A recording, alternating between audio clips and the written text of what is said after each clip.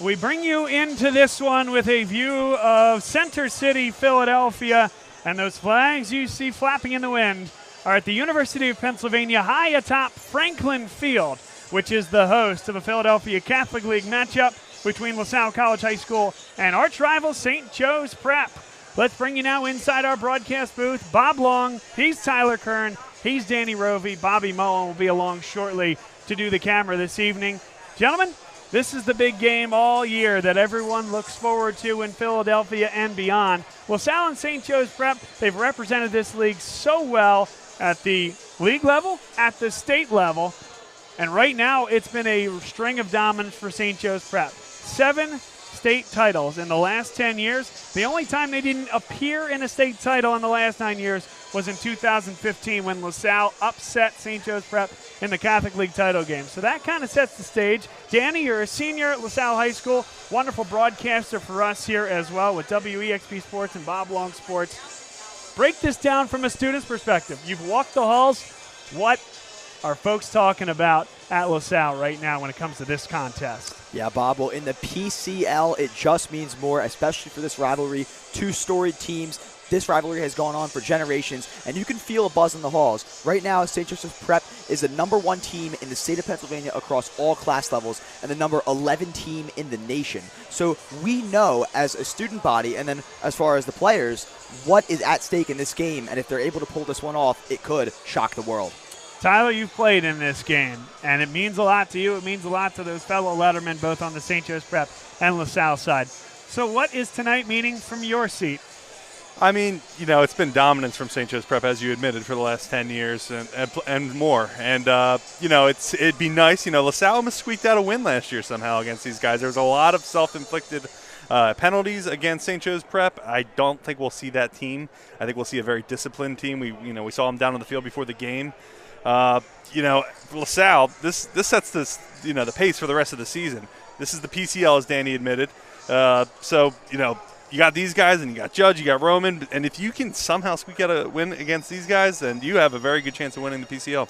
Yeah, and beyond. I mean, a team that comes out of the PCL has always gone far in the state tournament. It's led by talent, first and foremost, for St. Joe's Prep. Samaj Jones, all he did was come in as a sophomore, replacing Kyle McCord, a generational high school quarterback and the starting quarterback for Ohio State, and he's picked up right where he left off. He has been phenomenal for 3 years, took St. Joe's Prep to the state final 2 years ago, won it last year, maybe playing his best ball now. He's going to the University of Cincinnati next year.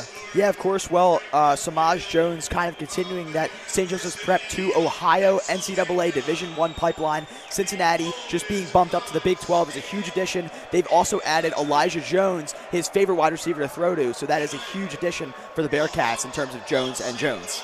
And then on the defensive side of the football, you have Tyler, a tremendous player, and Anthony Sacca. He played at the safety position for each of the last 2 years. All there were a couple of Trotter brothers playing linebacker.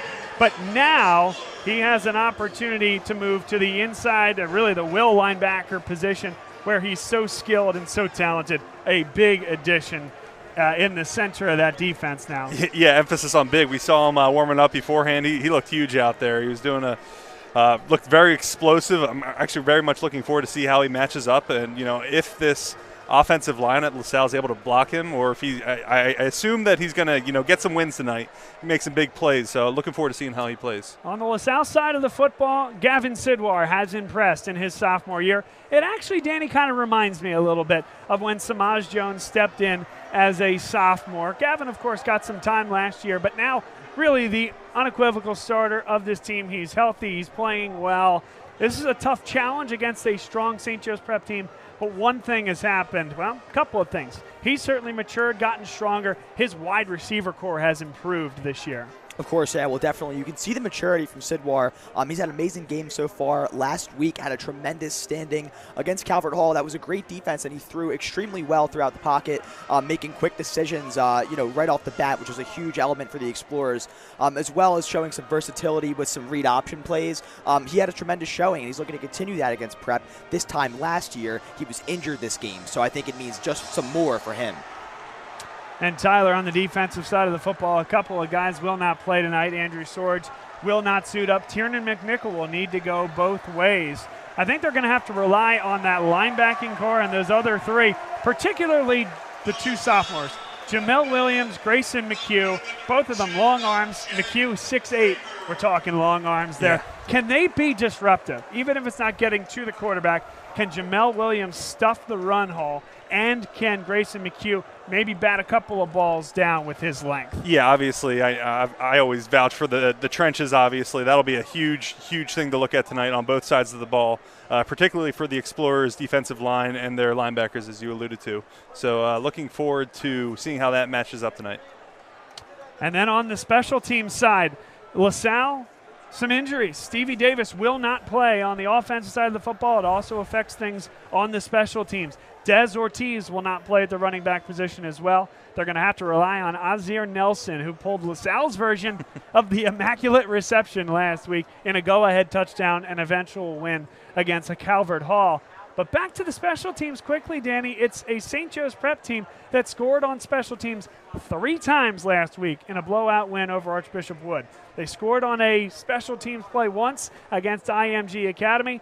This is probably the best special teams unit in the state of Pennsylvania. LaSalle really trying to find an answer, punting the football and kicking field goals. That could be one lopsided aspect of the game tonight. Yeah, of course. Well, St. Joseph's Prep is extremely scary off of the punt return and the kick return. Arguably, like you said, Bob, one of the best special teams in the nation. These guys are coached to the T, so one of the big storylines for tonight is how LaSalle can neutralize that. This is Franklin Field. St. Joe's Prep, LaSalle High School about to get this one underway. Your broadcast crew is Bob Long, Tyler Kern, and Danny Rovey. Coin flip about to take place. We'll take a quick break, and when we come back, kickoff balls in the air here at Franklin Field. Dunphy Ford is Mayfair's neighborhood Ford store. Nobody knows your neighborhood like Dunphy Ford. Nearly 40 years. Right here on Frankfort Avenue. Generation after generation. Our neighbors continue to be our customers. We have access to the cars and trucks you want with financing you need. Dunphy Ford is Northeast Philly's first choice for America's #1 brand. 7700 Frankfort Avenue in Mayfair. Online at www.dunphyford.com. Come experience the Dunphy difference. You'll be glad you did. My name is Patrick Donahue, a franchise consultant with FranChoice, the premier network of franchise consultants in America. FranChoice is a company that helps people find a franchise business that's the perfect fit for them. We work with the people who want to own a business but don't really know how to find one that's both a top-notch opportunity and a great match. We specialize in franchise opportunities with the following 3 characteristics: low investment, high margin, and rapid break-evens. The best thing about our service is that it's free to the public. We're paid by franchise companies for this service. The process is simple. First, we do an introduction. Then the candidate provides me with information. We have a consultation based on that information, and we build what's called the model. Once we have that model, we'll share that with 3 great opportunities that match your criteria. I will follow up with you through the entire process. Obviously, the best opportunities fit the criteria mentioned above, and the right way to find those opportunities is to spend some time with the people who work with the very best franchise companies looking to expand in your local area. I'm humbled by your consideration, and I look forward to speaking with you soon.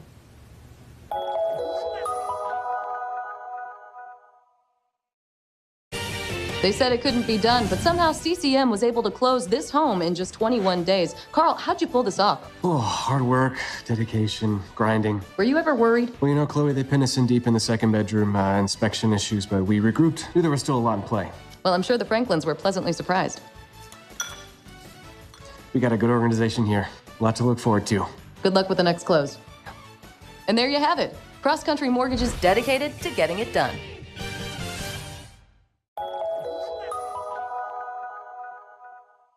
So, it's time for your business to renew your lease. Or perhaps you're right-sizing or relocating. This can be an exciting time, but it's also a major project to undertake. Hundreds of decisions to make, some of which may impact your business for the next decade. You know you need an expert on your side from start to finish. What if this expert had no conflicts of interest no landlords to answer to, and a fiduciary responsibility to work solely in your best interest. Someone who knows the questions to ask, the levers to pull, the pitfalls to avoid. Enter the experts at Gola Corporate Real Estate. They've seen it all over the course of thousands of transactions in dozens of industries. Gola gets it. And what if those experts came with a team? Subject matter experts to manage everything that comes with this process. Space planning and design, relocation planning and budgeting, helping you manage your vendors, construction oversight, all with zero out-of-pocket cost to you. A turnkey experience that adds real value, value that flows right to your bottom line. Gola gets it. We've been partnering with clients like you for over 40 years, and we know what's important: solving problems, creating flexibility, protecting and stretching your dollars. Philadelphia-based with a national presence. Get to know Gola. Gola gets it. When your car needs repairs and you can't wait, Meineke can help. With life's crazy schedule between work and family, you'll love Meineke's same-day service. Call today and Meineke will get your car in today. For new brakes, exhaust repairs, or your check engine light comes on, trust Meineke to do the job right. And families have been coming to Meineke for years because Meineke works on any make or model vehicle. Same-day service, value, and trust. Meineke, doing car care right. Be a part of the biggest live events. The must-see matches. He scored! The game day celebrations. Experience live sports and entertainment the way they're meant to be seen. With Joe Hand Promotions, the global leader of live entertainment for bars, restaurants, and cinemas. Create unforgettable moments that fans won't want to miss. Keep the food and drinks flowing with watch parties that will bring customers in the door and expand dwell time. And watch as these visitors turn into loyal customers with exclusive content relationships with the nation's largest sports and entertainment providers. In over 10,000 bars, restaurants, and cinemas across America, and customizable packages for every type of venue. Make your business the place for the next must-see event. Because if fans can't make it to the stadium or arena, your venue is the next best place.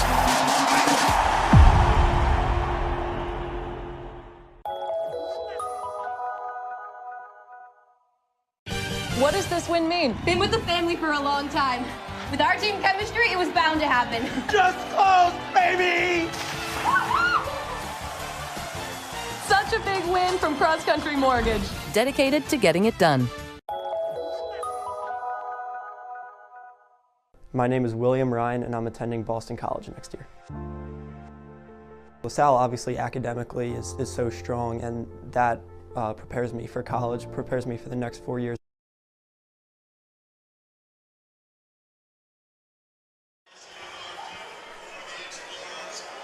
Welcome back, folks, and here we go. St. Joe's Prep, LaSalle College High School, one of the great matchups in all of Pennsylvania high school football. St. Joe's Prep with those red helmets, the gray uniforms. They'll kick off deep to LaSalle, dressed in white. Caught there by a freshman. That's Azir Nelson. He'll play a much larger role here tonight than he has all year, and a great start.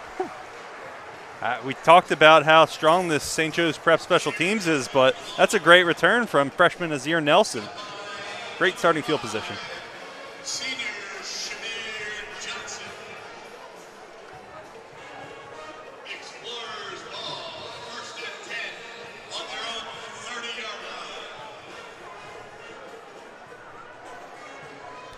Here comes Gavin Sidwar leading the offense. Again, without two running backs, number one and number two running backs on the day. And now a penalty to get things started. St. Joe's Prep jumps offside. Tyler, you talked about it in the pregame. That was a bugaboo last year. Yeah, that was a huge bugaboo. A much better St. Joe's Prep team almost lost to this LaSalle Explorers team. I mean, obviously, this year this Explorers team is revamped. But, yeah, it's going to be a battle of penalties here, perhaps. So 1st and 5, Azir Nelson comes in motion. And it's a 5-man set. Out on the wide receiver position, a good pitch and catch. Got right near the line of scrimmage. I think the spot will keep him a half-yard short. 2nd down and 1. Catch made by Joey O'Brien. Yeah, Sidwar right there finding Joey O'Brien, his hot route, a very quick release. We've seen that a lot throughout this year. Joey O'Brien had a heck of a game last week as well. Some great grabs from a guy like him. Tremendous leaping ability and athleticism.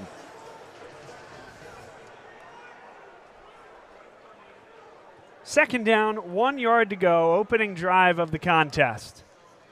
And they'll give it to Nelson, breaks one tackle, and scooted out to the 44. That's a gain of 5. A shoestring tackle, Tyler, the difference between a much larger game. Yeah, of course. Azir Nelson, what more can you ask for from a freshman? You know, you got one of your most dynamic players, Stevie Davis, out, and he steps up. He stepped up huge last week, and excited to see if he can keep this up. Big kickoff return and a good run there.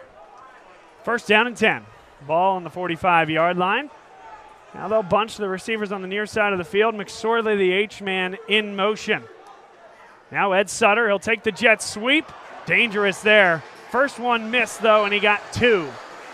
St. Joe's Prep kind of licking their chops there. They almost got a big loss. I can't believe Sutter got a gain there.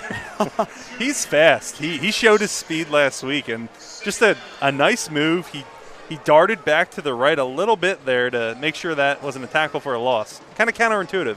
He ran further back, but 2-yard gain.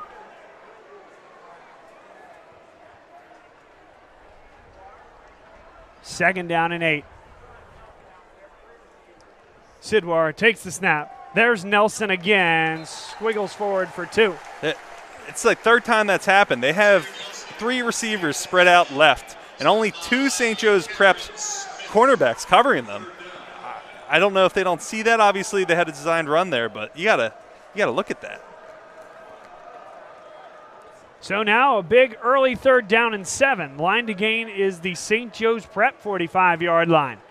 A beautiful night here at Franklin Field, starting to cool down, if only just a little bit. And yes, you're right, they're relying on the safety, really Anthony Saka. And you're right, Tyler, Saka is kind of forced to be in no man's land. Now 3rd and 7, they'll go the opposite way, and that was nearly intercepted. Oh, Emilio Agard, the Wisconsin Badgers commit, comes up to make the play. Yeah, so far every play, the Explorers leaning on that right side of the field, that far side of the field. There was that one Azir Nelson run to the left. You know, I'd like to see them challenge that left side of the field a little more. Yeah, and Bob, to add on that, Emilio Agard is the best rated Wisconsin commit in the Rivals.com era.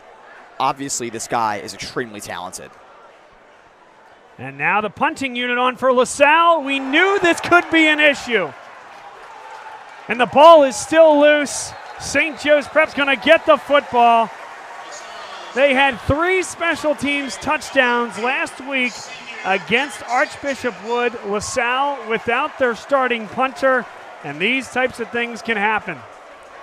Well, Bob, we talked about it in the pregame. St. Joe's Prep special team, one of the best coached special teams in the nation right there, and we saw it in full force. Tyler, take it away. No, just 2 words there. Uh-oh. Yeah. You can't ask for much more from St. Joe's Prep. We talked about the LaSalle special team woes, and they came up to surface real quick. So now we'll meet the St. Joe's Prep offense. Samaj Jones, he's going to Cincinnati next year. Kasim Caddy Phillips, a 3-year starter who as a sophomore thought he was going to be 3rd in the Rhoda. Well, 2 injuries, all of a sudden he's the top guy. Here's Samaj Jones off the left tackle. Samaj Jones to the 2nd level. And this is that St. Joe's Prep blueprint. Create good field position on special teams and defense, and let your big-time quarterback go to work. Well, Bob, we saw it happen this time last year as well. Samaj Jones, arguably one of the best dual-threat QBs in the state of Pennsylvania. His vision on the field is amazing, able to find those open spaces in the pocket and create space and run. Didn't look like there was much there, but he let his block develop, made a nice juke move, and huge gain. Pistol set. McConnell was the man in motion. Phillips now takes the give. and bounces outside. He's got the first down. I mean, how about the acceleration right there? Off the hit from Phillips, able to use it and bounce off and get some great gain on that play. And a good move there by Phillips to get to the second level. He'll take a breather. Backup running backs will be Taj Deichis as well as Eric Sanchez. Isaiah West will also see time, and he just came into the game. They'll throw the screen, and that was dangerous. LaSalle had a man in the area, Mason Lang, number 15. Pretty good job by the St. Joe's Prep wide receivers. He kind of almost played defensive back there, Tyler. Yeah, that was a diving block there, or attempted a catch. I don't know how you call that. But, honestly, St. Joe's Prep got a little lucky there, and LaSalle, or St. Joe's Prep with a 2nd and 10, or 2nd and goal. Isaiah West, a junior, has some big-time offers. Jones across the middle. It's caught. It's Brandon Raymond, and St. Joe's Prep with one possession has put 6 on the board. Yeah, Raymond, the West Virginia University commit right there, able to reel that one in off of a complete dime tossed by Tramaz Jones. St. Joe's Prep there with the easy button from Staples. That was easy. I like that, Tyler. Some free advertising over here. Yeah, what the heck, man? Good point, Danny. Well, if anyone from Staples is watching this, we could always use a sponsorship. Don't sue Bob Long Sports. Oh, they won't sue. That's not the problem. Here's Skylar Shoulder, tremendous place kicker. He's been so good. It feels like it just keeps coming, not just at the skill positions, but Skylar Shoulder takes over for, I mean, really, 2 or 3 generations of really good kickers in the recent past for St. Joe's Prep, and they lead 7-0. Not much to say there. I mean, St. Joe's Prep, great job in all 3 phases of the football there. You know, started off with a defensive stop, great special teams block, and, 5-6 plays to get a touchdown. Well, in particular, Tyler, one thing, if there was one thing that St. Joe's Prep needed to think about replacing or refurbishing after last year, it's the offensive line. A lot of guys from that line did graduate last year. A few guys have come back. Lakeem Steele was a guard, now is a center. He's going to play at Merrimack with, by the way, Lucas Donahue of LaSalle. But a couple of first-year starters, J.P. Schreiber, Christian Leonard. We found out before the game that K.J. Towns will not play tonight. Daniel Felder, who will play as an extra lineman at times, he's going to play now left tackle. So a bit of a rebuilt offensive line. You wouldn't have noticed that after that first drive.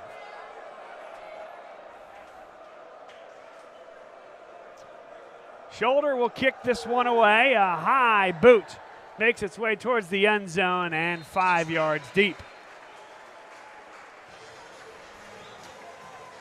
All right, so, I mean, if I'm the Explorers, you're sticking to the game plan here.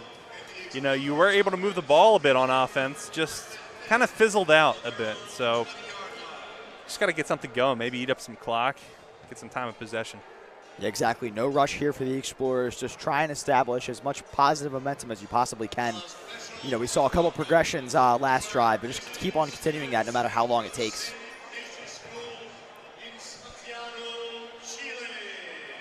Gavin Sidwar in last week's game against Calvert Hall, he threw for 5 touchdowns, which ties the school record and was second in passing yardage in the history of the school.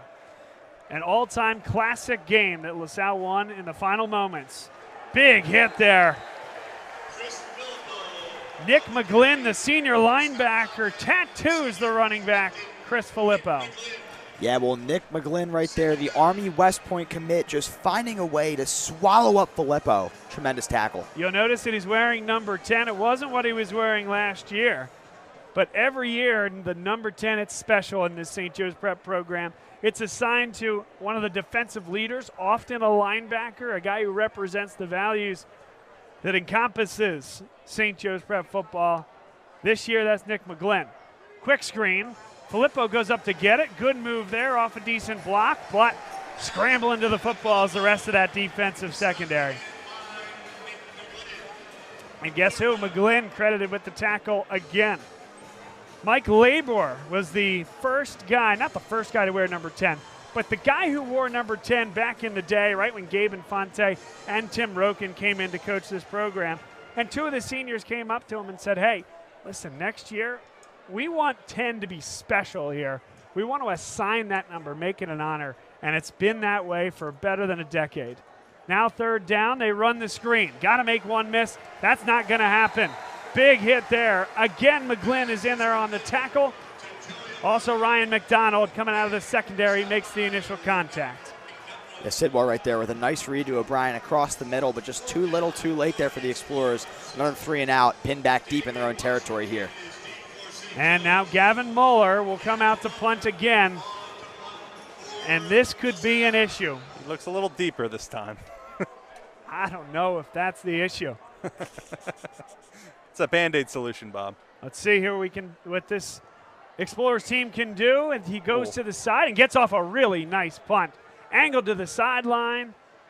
It does take a St. Joe's Prep hop, but to safety for that defense. Still pretty good field position for St. Joe's Prep, but they avoid the block. Maybe that's the key, little sidestep punt. That can be a little dangerous if you hold on to the punt too long. Yeah. You can have some men downfield, that's a flag. And adjustments can be made on the other end of that as well. Definitely. Overloading that side of the line. One thing we've noticed so far we've picked up on is that, Muller is the type of punter to take a couple steps before he punts, perhaps more than just 1 or 2. So that's something that if he continues to do, this Prep special teams, coaching unit can really kind of pounce on. Across the line for St. Joe's Prep, Denzel Felder at the left tackle, Khalil Stewart, a junior at left guard, Lakeem Steele, a captain. He's the senior. And that left side of the line led the way for Eric Sanchez, a senior, who came in for his first action.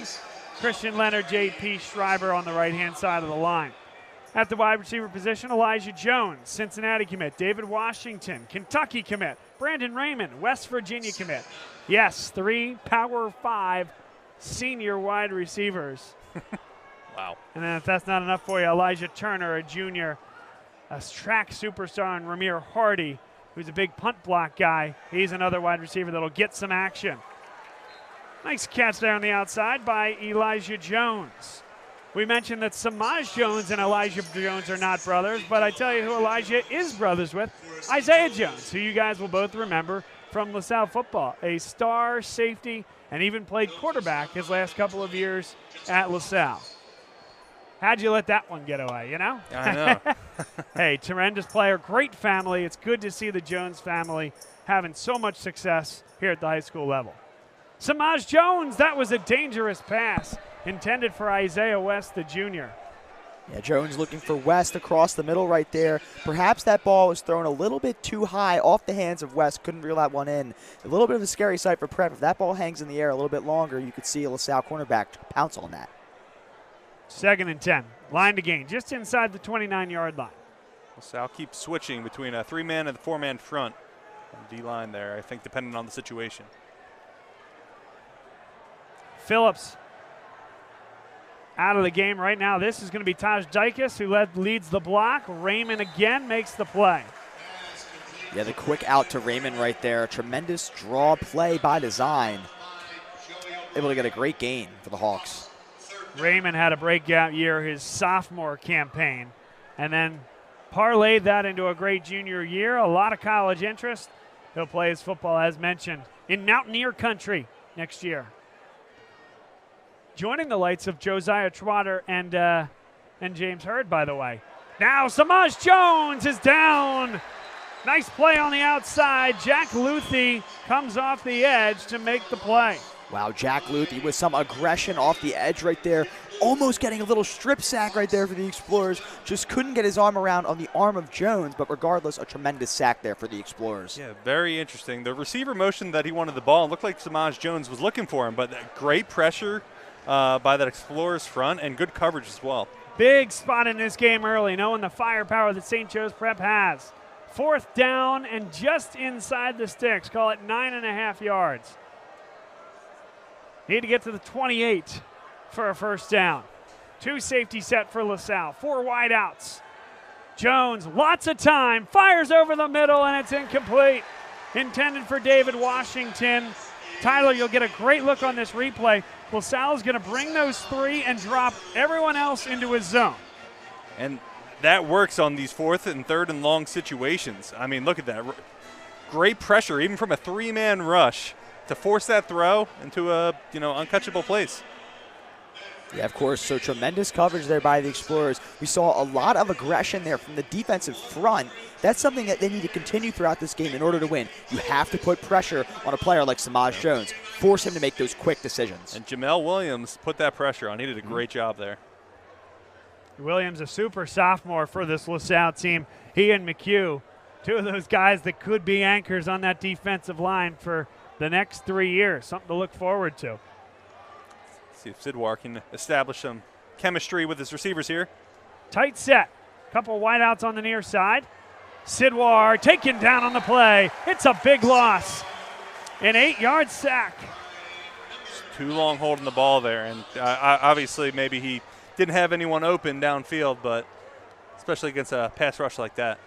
Yeah, Lucas Donahue had all he could handle with Alex Haskell, who ended up coming across the edge, making the play. He's also a super sophomore, this time on the St. Joe's Prep defensive line. Deion Barnes, Penn State's defensive line coach, was actually at St. Joe's Prep, 17th and Girard today. And we were told that Manny Diaz should be in the building today, defensive coordinator for Penn State. Also looking hard at Maxwell Roy, number 77 on the D-line. And a big hit after the play. There comes the flag. Ball was behind Julian McFadden the whole way, but this should be a late hit. Late by a few seconds there, it looked like. Yeah, definitely that Prep defensive line just not exactly timing that tackle, but the Explorers will definitely use this field position to their advantage. That's a huge hit on Sidwar, too. Yeah, definitely. You really hate to see that. Perhaps sending a bit of a message. Yeah. Maybe they didn't learn from their penalties last year. We'll see.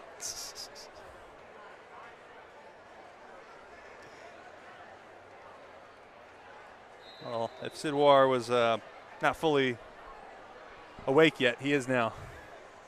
Into the flow of the game, as they say. 1st down and 10. This is about where the drive is stalled each of the last 2 times. Screenplay, Nelson.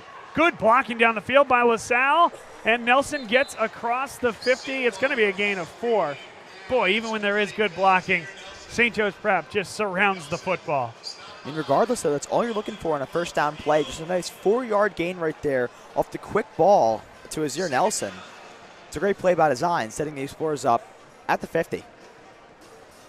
Yeah, honestly, maybe you're not happy with 4 yards, but against this defense right now, the way they're playing, you got to take it.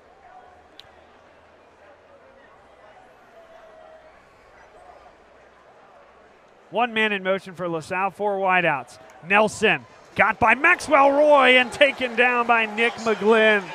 Pads popping, you can hear it up here. Number 10, he is special. As you alluded to with that jersey earlier. There's something to it. Whew. Heard that from up here. Yeah. Couple guys before that wore that number, Matthew Dumont, Dan Daly, going back a few years. And Tim Roken told us when we spoke earlier today, oh, yeah, a lot of times if you have that number, you're pretty assured of being a first-team All-Catholic just by the way you play and the way those guys have performed. That is incomplete. Julian McFadden went up high to try to get it. Now 4th down, and the punt unit comes back out for LaSalle. Yeah, in the midst of McFadden right there, just not able to hold on to that one. A lot of pressure was surrounding him. Not sure if the Explorers would have achieved the 1st down. Regardless here, a little bit of a better field position to punt from for Gavin Muller. If you're just joining us, a punt was blocked early in this contest. St. Joe's Prep, they had 3 special teams touchdowns last week alone. LaSalle onto their backup punter. Muller got that one off, and it's a pretty good punt. It takes a St. Joe's Prep hop, but LaSalle will down St. Joe's Prep at the 25. By far the worst starting field position for the Hawks so far here today. So we've seen this Explorers defense be capable of some great stops here, as we saw on that last drive. Tremendous coverage and great pressure up front. Looking to continue that here with Prep pinned back on their own 25. 2 minutes and 9 seconds to play in this first quarter. To meet this LaSalle defense, Kieran Campbell, Jamel Williams, Andrew Sorge out of the game today. Tiernan McNichol will play both ways. Grayson McHugh on the other end. Jack Luthi, Dylan Clare, Mason Lang, and Matt Wills will all play a lot of time at the linebacker position. Joey O'Brien, Justin Hawkins, the cornerbacks. Chris Filippo will play in the secondary. Carson Wakefield will not play. False start there.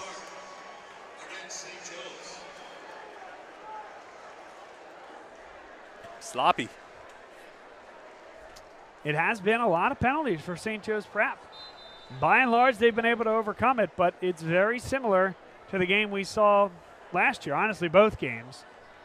First game, they overcame it pretty well. Second game was a one-possession contest to the final minute. That's Brandon Raymond, got past the original sticks, hits a gain of 10 yards. Call it 2nd down and 5.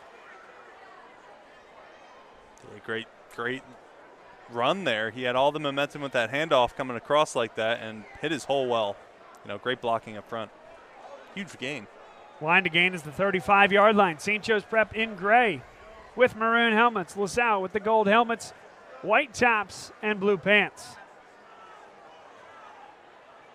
West is the man in motion, and they'll go out to Isaiah West, the junior. Runs over Justin Hawkins and Cooper Heilig.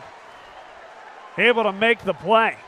Yeah, well, West right there seemingly running through Hawkins, but you can see the wraparound on the leg right there, able to hold on to him, slow him down, comes in and finishes the hit right there. That's a tremendous play. Yeah, Heilig maybe paying back for his teammate a little bit. That was a nice hit as well. And sets up a 3rd down and less than 3. 1 minute to play in this first quarter. Caddy Phillips back out in the game. He's been their bell cow for 3 years. And they give it to, they actually pulled it back. He fooled everybody and's got a long gain here. Pulled down there, tripped at about the 42-yard line. How about that? Hold on to the ball as long as you can and make one miss. Yeah, McHugh almost had to end up tackling both of them. Great read. Samaj Jones, that incredible play. There's nothing really else to say there. I mean, just when you least expect it, Prep brings out the draw fake right there and has a tremendous gain, moving the sticks well into the Explorers' territory. Something McHugh might get a little more adjusted to. He's only a sophomore, as you said, Bob. That's exactly right. Now here's Samaj Jones. Jones is hit and dropped. Dylan Clare in there on the sack. And Clare right there with a tremendous play up front, just finding a way to create some space there between the Prep offensive front and himself. Gets right in and delivers the low driving hit. Already see the cracks of tension flaring a little out there. A little shoving after the whistle. A lot of passion. It's a St. Joe's Prep LaSalle football game. That's what this week means when you asked that earlier. That's right. A lot of passion. Loss of 6 on that one. It'll be 2nd and 16 to start the second quarter. This portion of today's game is brought to you by the Great American Pub. Great American Pub is a wonderful establishment for family, friends, and events. 3 locations in the area, including in Collegeville and Phoenixville, beg your pardon, as well as Conshohocken.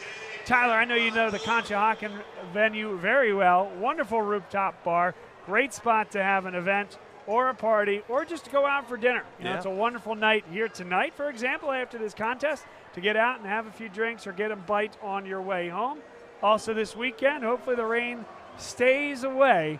Still a good time to go out and have some drinks on the rooftop deck. We appreciate Chuck Hempshire and the whole Hempshire family for supporting Bob Long Sports, supporting LaSalle Athletics. A good LaSalle family, we appreciate them. Hopefully you can give them your business. We appreciate all of our sponsors and really everyone who supports high school athletes, keeping events like this and broadcasts like this free.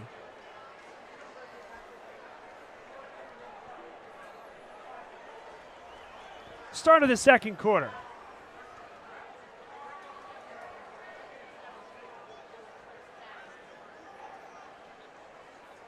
Jones hands it off up the middle, and it looked like West, who continues to churn the legs.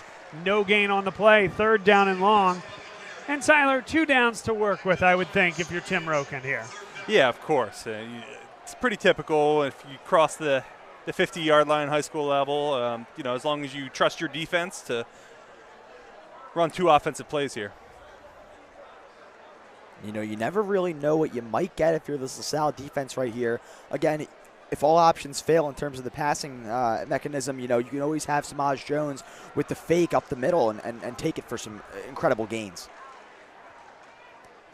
Jones now calls out a signal to the left-hand side of that offensive line. LaSalle brings the pressure. He's hit in the act, and it's intercepted. LaSalle's in business. Oh, my goodness. Dylan Clare, look what I found. And LaSalle has that big momentum shift. And no, you don't have to look at it. The hand was moving forward because it was caught. I think it was, so great. Wow. That ball could not have landed in a better place, right into the hands of Dylan Clare, and he takes it for some added yards right there. The Explorers in the best field position they've found themselves in all game. They need a score right here.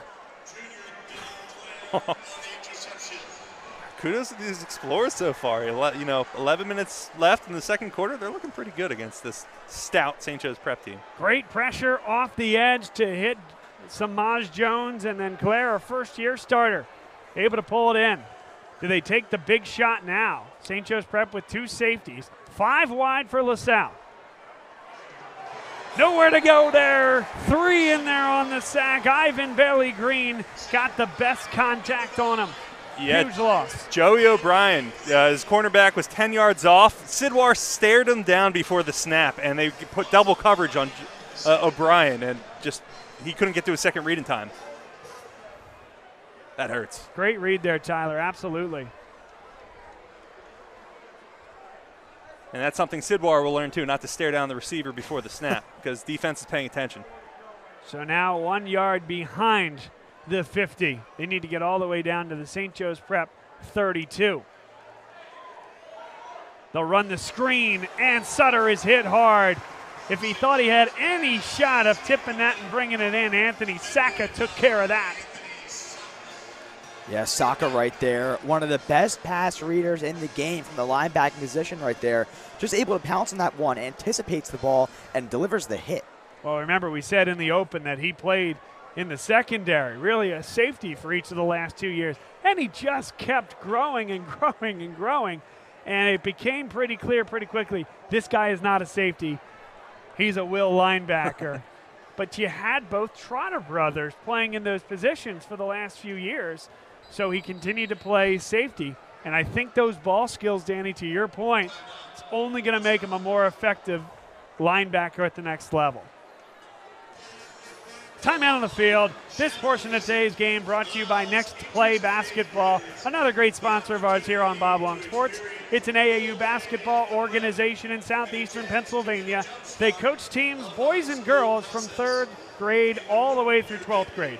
So if you're looking to get better and maybe make your junior high team, maybe your high school team, or you're a high school player looking to advance to the next level and play in college, this is the program for you. Some great coaches, some great tournaments that they play in, some individual instruction and clinic opportunities as well. There's a lot going on. Check out their Facebook page for more. And once you see it, you'll want to be part of it. Next Play Basketball, proud sponsor of Bob Long Sports.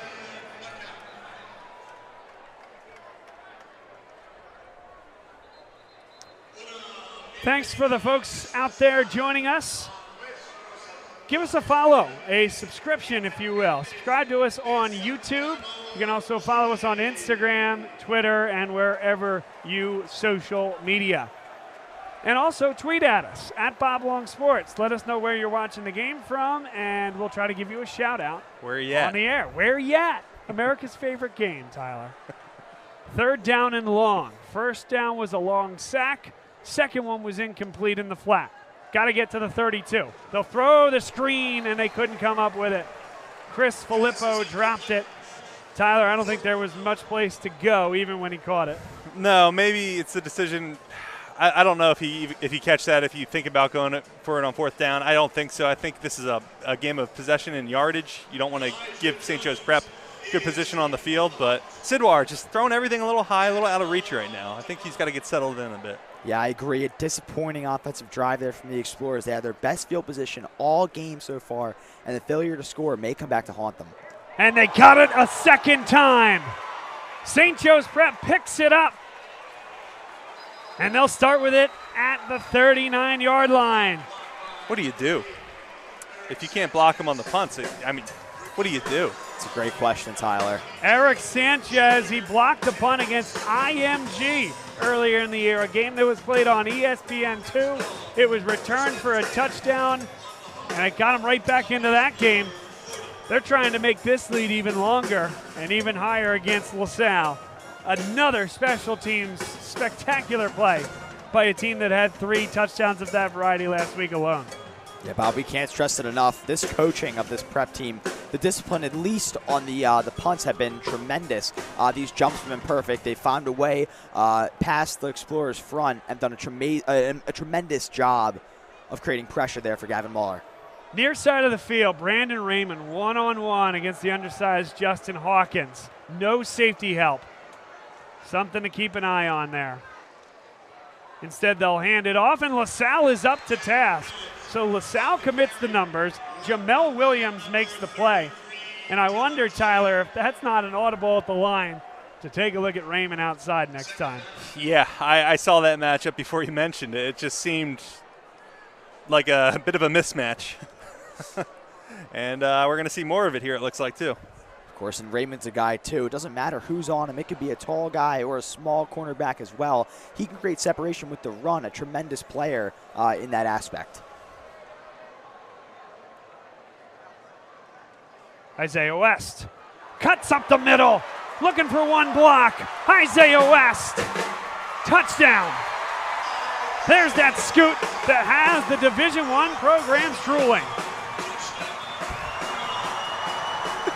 Someone found the light switch here. Yeah, it's a big run there. Well, we missed that because we saw the galloping strides of Isaiah West on his way to the end zone. Yeah, Isaiah West right there, tremendous job of finding the space, attacking the hole, and then just off to the races right there. You can't catch him.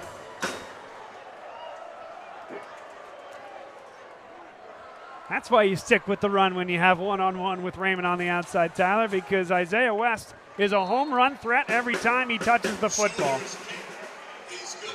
14-0 after the Schuyler shoulder kick. 9:21 to play, second quarter. And you can't fault the Explorers for much here. It's a difference of special teams. I mean, offense can't get anything going, but, I mean, I think you got to credit the St. Joe's Prep defense here. But, man, I'm really impressed with this Explorers defense. They just a few large plays they've given up.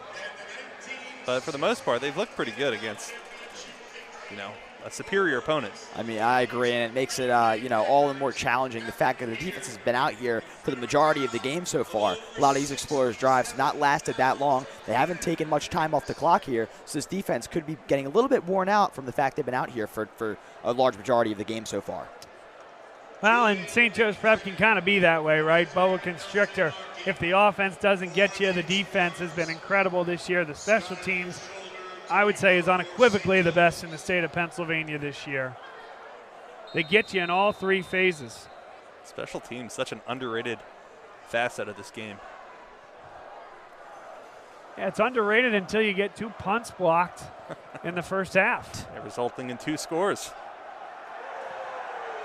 Schuyler shoulder this time into the wind.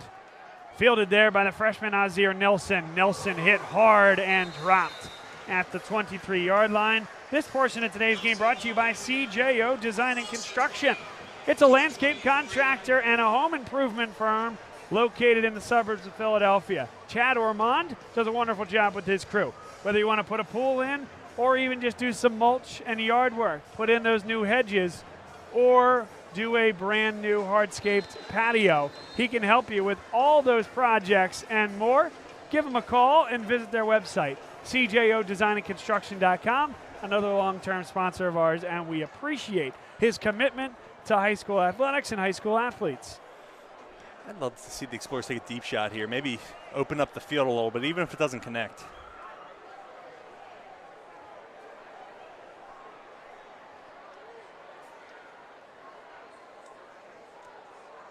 Handoff. That's up the middle. John McSorley is hit hard. Anthony Sacca makes the play after a gain of about 5. I don't think anyone on this defense hit soft, Bob. Hard hit after hard hit.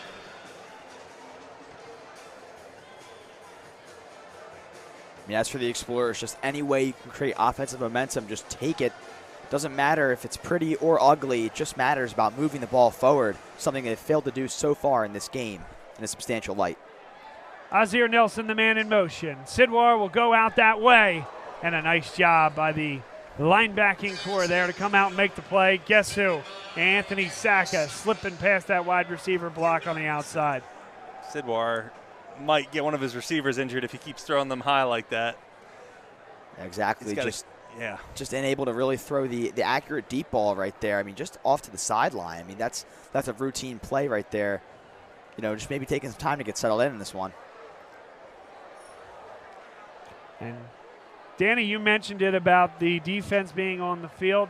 Feels like a big third down here. A long way to go in this second quarter. Obviously, you want to go down and score, but another 3 and out would be a challenge for this defense. And I think that hit the ground. Would have been LaSalle's favor for that to be called. They called it a catch. Nonetheless, 4th down and 8. The screens aren't working. They got to readjust. They got to take a long, hard look. I don't know, this team has favored screens, but not this heavily before. I don't know what they saw on the film, but it isn't working right now. Especially on a 3rd down play like that, Tyler. I really don't understand that, tendency to go out to the screen like that. Look at the overload on this side of the line, near side as we see it. LaSalle's going to adjust by sending Cooper Heilig in motion. Another rugby-style punt, and he got it off, and it's a really good one. Chases Washington back. He fumbles it. Ball's loose. And he's able to come up with it. That's Elijah Jones, number 14, that was back there, not Washington. Very fortunate for St. Joe's Prep. That's how a game like this flips. Yeah, I don't think he's going to let another one of those ever get past him again after that. Wow. I think the wind just took it. And, Lucas Johnson got a little caught up there. If he didn't get pushed over, he had a good shot at that ball. And bear in mind as well, the other thing, Tyler, the only reason, not the only reason, but a part of the reason why it's tough for Johnson to make that play, he's really the only gunner down there. Yeah. And so why is that? Well, because you're putting more guys in protection just to get the punt off. Which might come into play later. We might see a huge return. If the Explorers can't get a 1st down, we're going to see a lot more punts. Samaj Jones in the shotgun. McConnell in motion. And now he'll send Caddy Phillips in motion as well. Running the screen for Raymond. Great blocking down the field. Maybe too good. Flag comes in at the 18-yard line. Ooh, that'll hurt. Or the other thing here is, where did he catch this football? Behind the line of scrimmage? I would say yes. Only because if it's an illegal man downfield, that would be my argument. And look at the St. Joe's Prep coaches on the sideline. They are incensed, and they got a right to be. Yeah. That ball is caught behind the line of scrimmage, meaning the linemen can go as far downfield as they want to block. Yeah, that's a poor call there. Explorers chanting, "You can't do that," when in fact they can do that. Yeah, they are. They can and should. I was about to say that's how you run a screen to LaSalle, but clearly at least not. Well, with listen, this officiating crew. you have some phenomenal offensive linemen on this St. Joe's Prep team. An athletic guard, it's worth its weight in gold. It really is a big thing when you can get guys out and blocking. How about wide receiver blocking to spring that on the outside? Nicely done there. Cuts the deficit in more than half. Man, you get 1st and long, and they cut it down every time. That's the 2nd time in a row. It's 1st and 15 last time, and 2nd and 5. Very similar situation. Yeah, exactly. Every time St. Joe's Prep has been pinned back here, they found a way to just chip at those really, really long down plays. I mean, you can see it right there. Elijah Turner, after the catch in the ball, he has a tremendous gain. I can't tell if it's a depth perception from up here, but the A gap on our close side looks huge. The center and the guard are far apart. Ball is loose, and LaSalle is on it. Dylan Clare again. He's coerced 2 turnovers, and LaSalle is in business. I'm talking about the A gap, and what happened? Well, it was just that run-pass option, and Samaj Jones, we saw how late he pulled that earlier in the game, resulted in a huge gain earlier in this first half. That time, trying to pull it too late, ball came loose. Claire, right man, right spot. I'm going to quote Danny here. The Explorers need to score here. Yeah. Best field position they've had. Yeah, exactly. We've said that multiple times. We can say it again now. That's right, Tyler. Maybe shout out so they can hear it down on the field. And yet, they're right here. They're right, yeah. They are right in this ball game because of St. Joe's Prep's mistakes and penalties. Azir Nelson, not much room there. He keeps the legs churning. What a move and what a run. He's so good at that, just staying up. He kind of used St. Joe's Prep to push him down the field there. That's one thing that all these LaSalle running backs do, and Azir Nelson learning from the higher-ups and Desmond Ortiz and Stevie Davis right there, using that contact to his advantage and moving with the players that are trying to tackle him. 2nd down and 7. And what do we have, Bob? 5, 6 Explorer starters out tonight? That's exactly right. They're doing a great job. I got to give them that. I know it's not working on offense just yet. I think they can find their groove. Maybe get a 1st down, huh? Well, I think you unequivocally have 3 downs to do it. We talked about the struggles in special teams due to injury. And a lot of movement there. It's a simple shift on the defensive line that causes LaSalle to move early. Bear in mind, look at who's out there. It's number 9, Chris Filippo. So you have a foreign sort of setup here. St. Joe's Prep, they move in unison. It's a really nice job by that defensive line. High football IQ stuff there.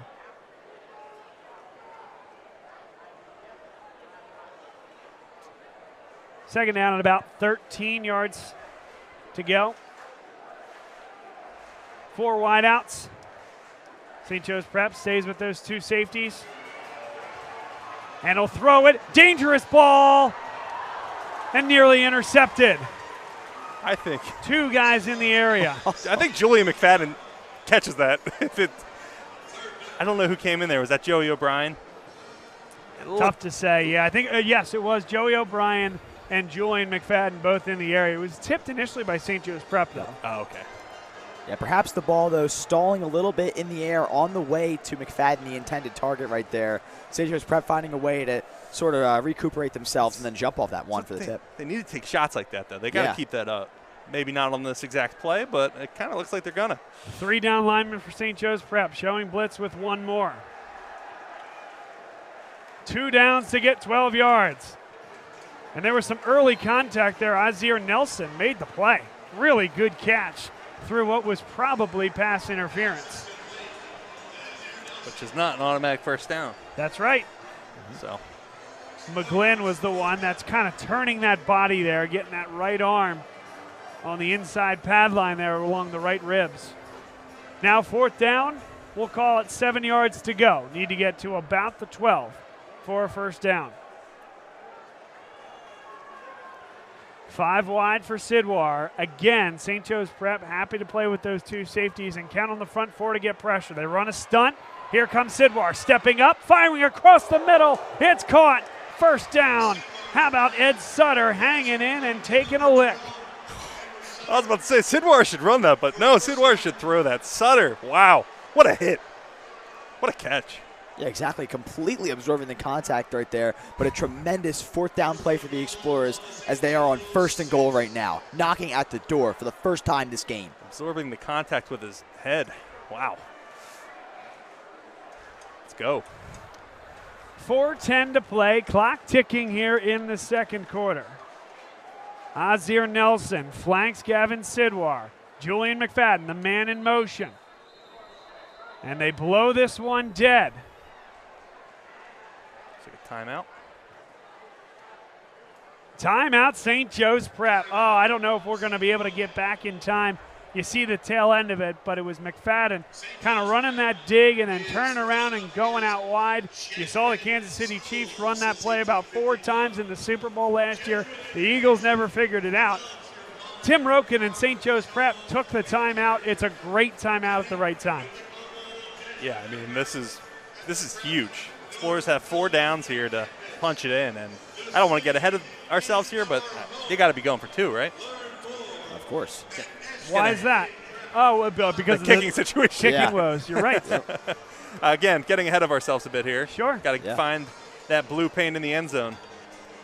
Yeah, of course, these next 4 downs remain the biggest test for this Prep secondary right here. Like you said, Bob, Explorers here with a tendency to maybe look for the out ball. Of course, it's important for the secondary to be white on rice with these white jerseys. An important drive. Certainly doesn't take rocket science to see that. 3:59 to go.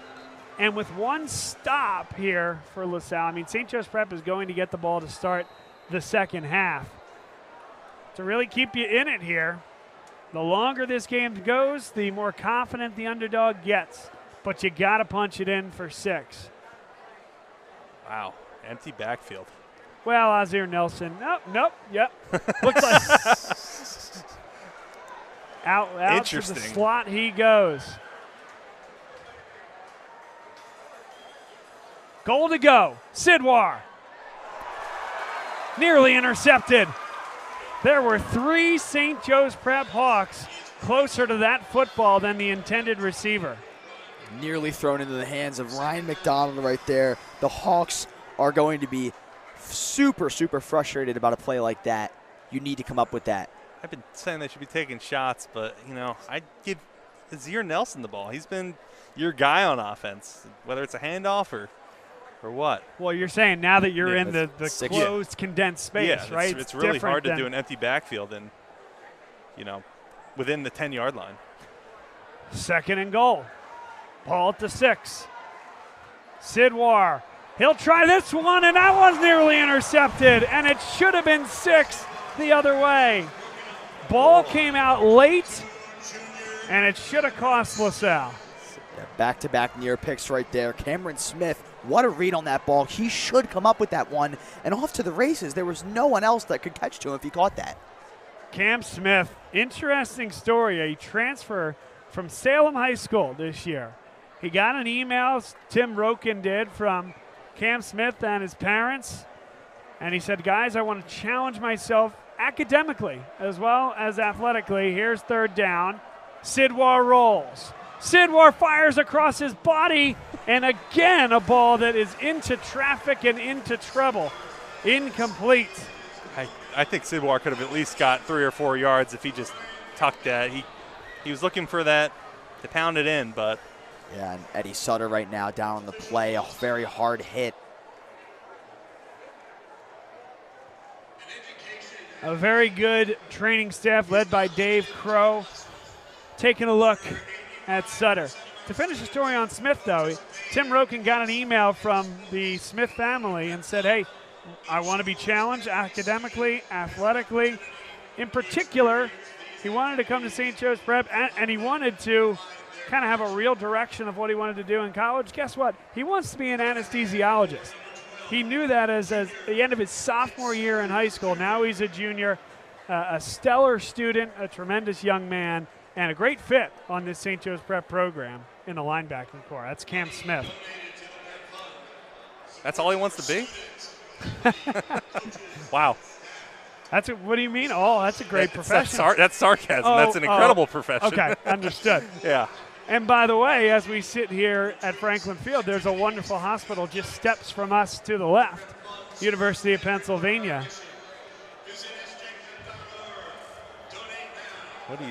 What play are you pulling out here, Bob or Danny? Who's the analyst here? Yeah. Listen, I think you can run some sort of rub route perhaps. You got the 3 receivers to the left-hand side. Julian McFadden has been bottled up to this point. Sidwar, he is sacked, and St. Joe's Prep gets off the field. Great pressure, and Sean McNulty able to corral him.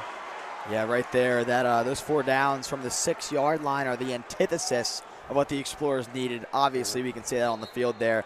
But, you know, that was a tremendous stop there from St. Joe's Prep with the pressure on Sidwar. Chris Selecki, that is a difficult matchup against Sean McNulty on the right-hand side of that offensive line. McNulty, one swim move, and Sidwar, even though we saw it on his kind of non-blind side, still had no shot. I can't believe you're on the 6-yard line. You don't go with a single running play over 4 plays. With the way that Azir's been running as well, Tyler, I mean, you would like to see it happen at least once through the middle if there's anything that can be generated. Interesting. Coaching staff probably saw something that they liked, but almost resulted in 3 separate picks. So. Yeah. This portion of today's game is brought to you by Jim McLaughlin and Carrie Guerin Boyle of the Carrie Guerin Boyle team at Berkshire Hathaway Home Services, Fox and Roach Realtors. They're our favorite LaSalle realtors. They help my wife and me buy our dream home. They've also helped 2 of our friends buy their homes as well. Maybe you're looking to sell your home. It's a hot real estate environment right now. Maybe you're looking to downsize. Your son or daughter has gone off to college and it's that stage in your life. They can help you through both stages of what you need to do, and they are true advisors to me and my wife for life, and they can be that for you as well. We appreciate them for supporting high school athletics and supporting us in our efforts. Not a good sight on the right-hand side of your screen. Ivan Bailey Green being helped off the field. Bailey Green plays at that interior defensive lineman position, maybe a little bit undersized for the true Power 5, but my goodness, anybody that watches Ivan Bailey Green play knows what type of a game wrecker he is. Toughness is the word, and you hope that he is okay. Quick cross, Elijah Jones. Ball came out, and they determined that he was down. The ground caused the fumble. Out to the 33-yard line and a first down. Elijah Jones, how about the acceleration right there, Tyler? I'm sorry. How about the acceleration right there? Off the cut inside. You can just see him speed up like that. That's a heck of an opening play by St. Joe's Prep. And a good open field tackle by Joey O'Brien, because as we've seen with Elijah Jones, he has a penchant for taking it to the house. Isaiah West is the man in motion. They'll go out to West. West scoots by 2. Filippo no shot, and it's a foot race. Isaiah West breaks 1. He gone. Touchdown. That's 2 for him. This team is insane. You miss 1 tackle, and they're taking it to the house. Yeah, exactly. Someone like West right there taking advantage, Tyler, like you said, of the missed tackle all the way down that sideline right into the end zone, untouched. Galloping into the end zone. Looks like somebody wants to be interviewed by Bob Long Sports after the game. What an honor. Hang on now. Hang on, they called that back. Stepped out of bounds. Stepped out of bounds way behind the touchdown. From our vantage point, that's definitely tough to see, but. So that explains the gallop, Tyler. It's loud here. I mean, it's a big crowd. You couldn't hear the whistles. Not at all. Also, the St. Joe's Prep band below us doing a nice job. I think that might be part of the reason we couldn't hear the whistle either. A lot of factors against us here. 2nd down and 4. Caddy Phillips scoots inside. He's got the first down, keeps the legs churning. Needed 4 and got 6. And it looked like Jack Luthi there was kind of keying off of Jones there on the handoff. It looked like he could have made that tackle, but I think his read is on Jones. Kieran Campbell was in the area as well. Got a mid on him, but couldn't bring him down. 1st down and 10 from the 11. Jones takes it up the gut himself. Samaj Jones will walk in untouched for 6. Jones, the dual threat, strikes again right there. You can see him identify the space as soon as he receives the ball in the pocket, off to the races, straight into the house. As easy as it can be. And a great block there up front. Number 74, Khalil Stewart, the junior guard, just pile drive to LaSalle defensive lineman into the ground. That was the seal that bounced him off the right tackle. Yeah, Bob, that's a great point. The blocking tonight has been phenomenal from this Prep offensive front. We've seen it from the start of the game all the way to now as we near the end of the second quarter. Skylar Shoulder, he has been perfect here tonight.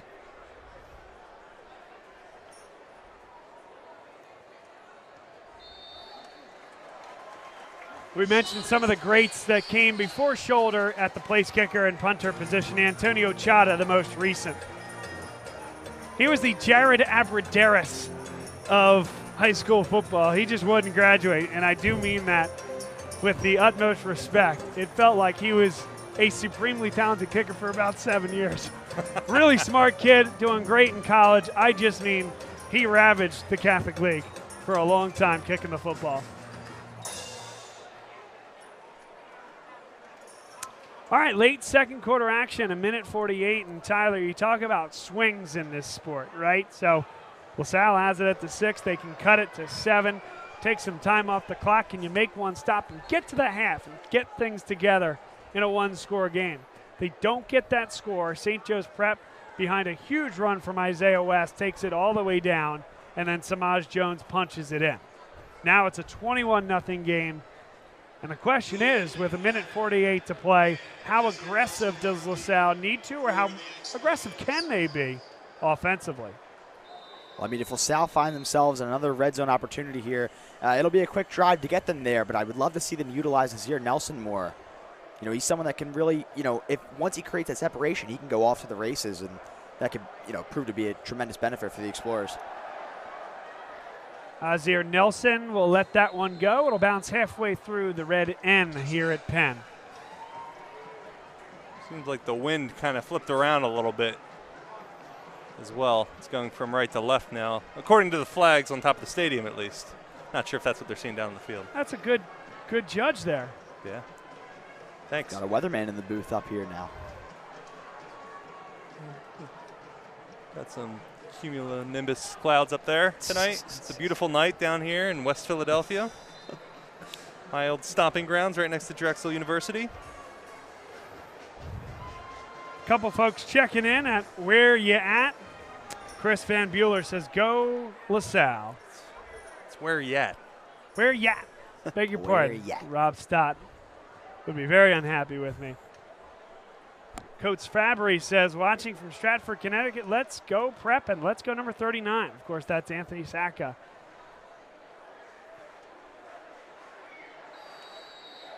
Timeout on the field. That's Matt Hess out there calling the timeout. The OC for LaSalle. Just looks like some confusion with Sidwar there. Just didn't really, I don't know if he didn't agree with the play call or just needed some clarification. Sidwar yet to establish some dominance here in this game so far. We know he's a tremendous passer, and we know what he's capable of. We haven't seen it so far in this one yet. Hopefully he can appear on this drive.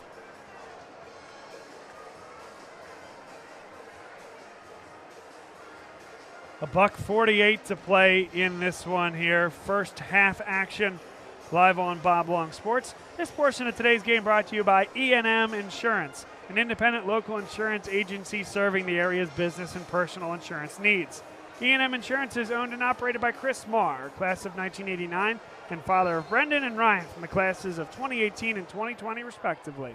Servicing the Delaware Valley insurance needs since 1988, E&M Insurance built on the principles of providing superior customer service for solutions for their customers.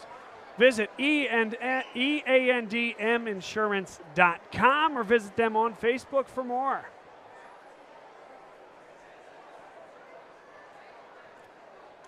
First and 10 for LaSalle, ball at the 20, and Kevin Sidwar is sacked again. It's Nick McGlynn, and he continues to wreak havoc in the backfield. Sacks on the last two offensive plays. And he is just going at that right tackle, Chris Selecki, who has struggled against the speed of McGlynn. St. Joe's Prep with one timeout left after this one that they just took. They want the football back, and they want to try to score again. Yeah, I respect that. You know, a minute 34, that's trying to impose your will on the other team. I think a big part of it, certainly field position, but special teams. And the struggles that LaSalle has had. 5 punts so far here today. They've been blocked on 2 of them. Yeah, and a player, you know, like Nick McGlynn, just someone who is so hard to neutralize right there. He's an X factor, as we've talked about throughout this one right there. I mean, just a complete force out in the field.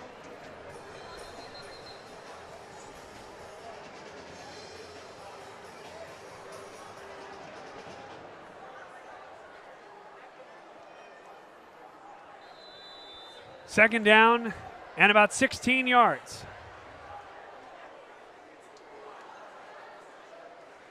Sidwar crossing pattern for Julian McFadden. Got near the original line of scrimmage and took a beating for it. Timeout, St. Joe's Prep, and that is the last timeout of the half. Another look. It's Saka coming in from behind and making a big hit. So St. Joe's Prep here showing confidence in their 2-minute drill, rather their 1-minute drill. If LaSalle fails to convert by the time they punt it, about 1 minute will remain on the clock for a scoring drive here, and they believe they have some confidence to be able to pull something off. I tell you what, for Manny Diaz and Dion Barnes back down here, both of them from Penn State's coaching staff, I'm not sure if expense management is a big thing in their world. Candidly, probably not, but you talk about efficient use of mileage. You come down here, you want to see Alex Haskell. You want to see Maxwell Roy. Oh, okay. Anthony Saka will be there as well. Some tremendous young receivers. Isaiah West is a star. Probably a pretty good use of a Friday night on a bye week. Come on down to Philadelphia. Bob, I believe the term is one-stop shop. Third down and 11. Line to gain is the 30. St. Joe's Prep does not have a timeout left, so what does LaSalle do? They're going to throw the football, and it is caught. Here's Julian McFadden. Makes one miss. Needs a block and gets one, but it's a blindside block. That'll be a 15-yard penalty incurred against Joey O'Brien. You'll get another good look at this one here. And this one where you just got to kind of get in the way. That launching yourself above the shoulders, that is going to be called every time. Yeah, O'Brien coming in from behind, laying the hammer. That one was as clear as day for the refs to call. Is that the first penalty against the Explorers? No, they had at least one procedural penalty. The one in particular I'm thinking of is when St. Joe's Prep shifted on the defensive line when LaSalle had the Wildcat. Kind of wanted to see that Wildcat play out. I'm surprised they went away from it. Need to change something.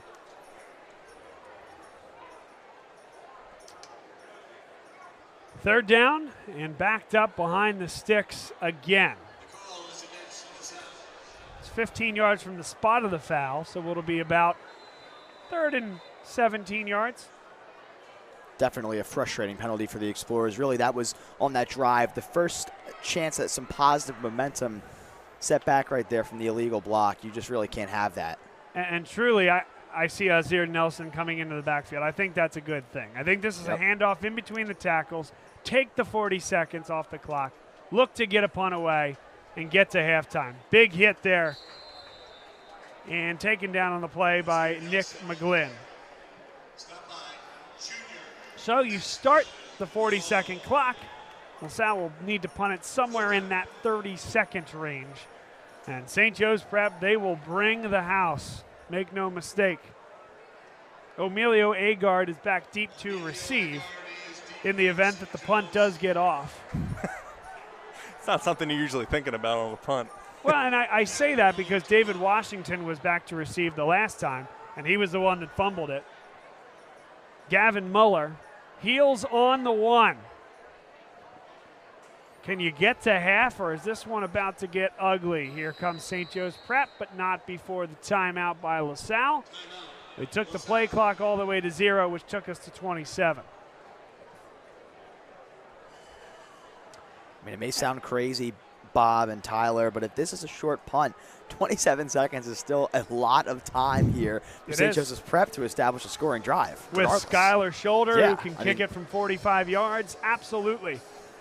they're in a great position here, poised in kind of a stance of a lot of threats. I mean, you can bring it down. I mean, of course, like you said, with the confidence they have in shoulder, a tremendous kicker. He's able to bring that one through the uprights well beyond the 30-yard mark. And then you can also have, tremendous plays from your 3 running back core. And then also, if you're able to find Jones in stride and let him go free, that can be another touchdown prep. So big punt here. And again, we talked about at length about some of the guys missing in action and the starting punter being out, really the top 2 punters being out is a difficult situation. And you give Gavin Muller a lot of credit. He didn't come into this week, let alone this year, thinking, hey, I'm going to be the guy punting at Franklin Field. And you give him a ton of credit for strapping on the helmet and doing what needs to be done for the team. It's a ferocious rush coming here for St. Joe's Prep, though. Heilig will come across the line, and that one does get off. It's a great kick. Agard with a lot of room, though. Agard to the 45 and taken down at the 40-yard line. And that's also a long punt.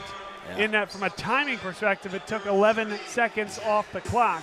16 seconds to work with for St. Joe's Prep and no timeouts. Yeah, about all you can ask for right there from Gavin Muller. Like you said, Bob, takes time off the clock, also delivers a boom of a kick right there. So it sets the Explorers up with a little bit of cushion. However, they're still in their own territory here with 16 seconds left on the clock. You never know what can happen.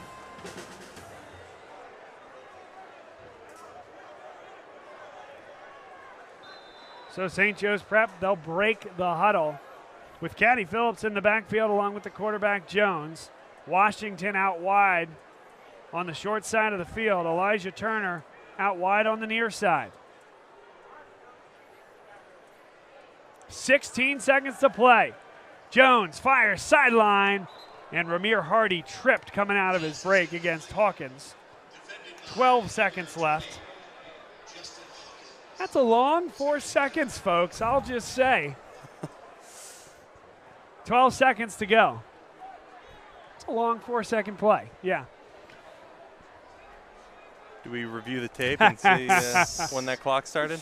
Hey, 2nd down and 10. So they realistically have to get at least to the 1st down marker, I think, to try to kick a field goal. Jones, he's looking for it all, and that's well overthrown.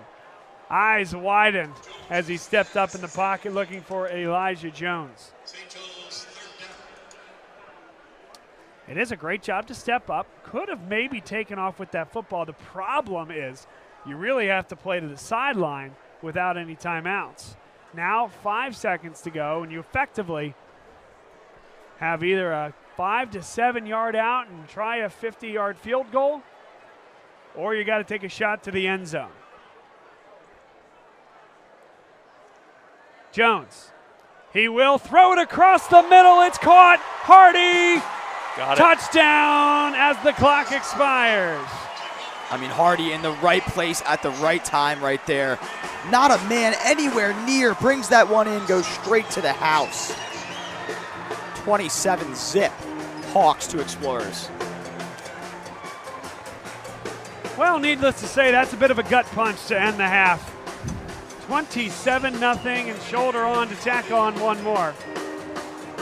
We talked about it, how scary that St. Joe's Prep offense is. From that part of the field right there, they have so much space to work with, and we saw it right there. Maj Jones taking a great shot right there, finds Hardy in stride. Up, what do you know? Straight to the end zone. They pierced that LaSalle zone. They ran a receiver near side of the field as we see it underneath in the flat. That's going to pull the cornerback up a bit. Safety over the top was late getting there. Hardy finds the soft spot and scores the touchdown. 28-0. St. Joe's Prep with a big lead here at home against LaSalle to open Philadelphia Catholic League play, at least for LaSalle. St. Joe's Prep came in 1-0 in Catholic League play, yet to allow a point to a Philadelphia Catholic League opponent. We are serenaded by the tunes of the St. Joe's Prep. They're good. Band are doing a great job. LaSalle band competing across the way as well. Two wonderful bands here, two wonderful schools, a great matchup. St. Joe's Prep on top for now.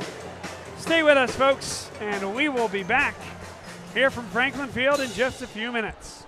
Dunphy Ford is Mayfair's neighborhood Ford store. Nobody knows your neighborhood like Dunphy Ford. Nearly 40 years. Right here on Frankfurt Avenue. Generation after generation, our neighbors continue to be our customers. We have access to the cars and trucks you want with financing you need. Dunphy Ford is Northeast Philly's first choice for America's #1 brand.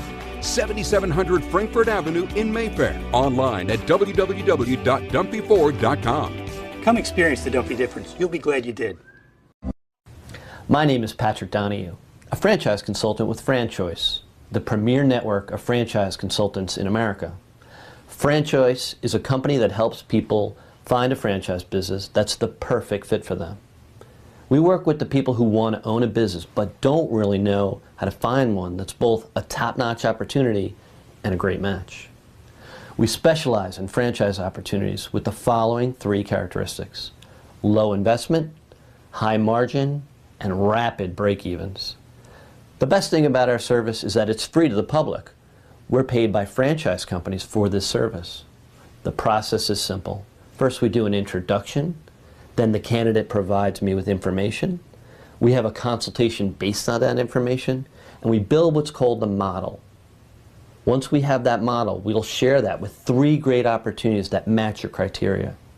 I will follow up with you through the entire process. Obviously, the best opportunities fit the criteria mentioned above, and the right way to find those opportunities is to spend some time with the people who work with the very best franchise companies looking to expand in your local area. I'm humbled by your consideration, and I look forward to speaking with you soon.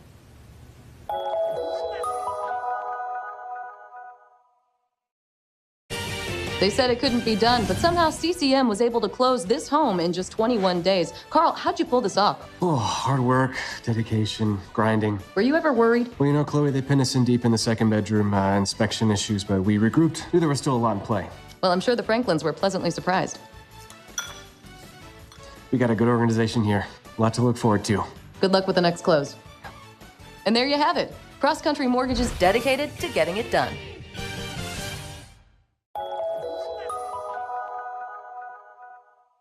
So, it's time for your business to renew your lease. Or perhaps you're right-sizing or relocating. This can be an exciting time, but it's also a major project to undertake. Hundreds of decisions to make, some of which may impact your business for the next decade. You know you need an expert on your side from start to finish. What if this expert had no conflicts of interest, no landlords to answer to, and a fiduciary responsibility to work solely in your best interest? Someone who knows the questions to ask, the levers to pull, the pitfalls to avoid. Enter the experts at Gola Corporate Real Estate. They've seen it all over the course of thousands of transactions in dozens of industries. Gola gets it.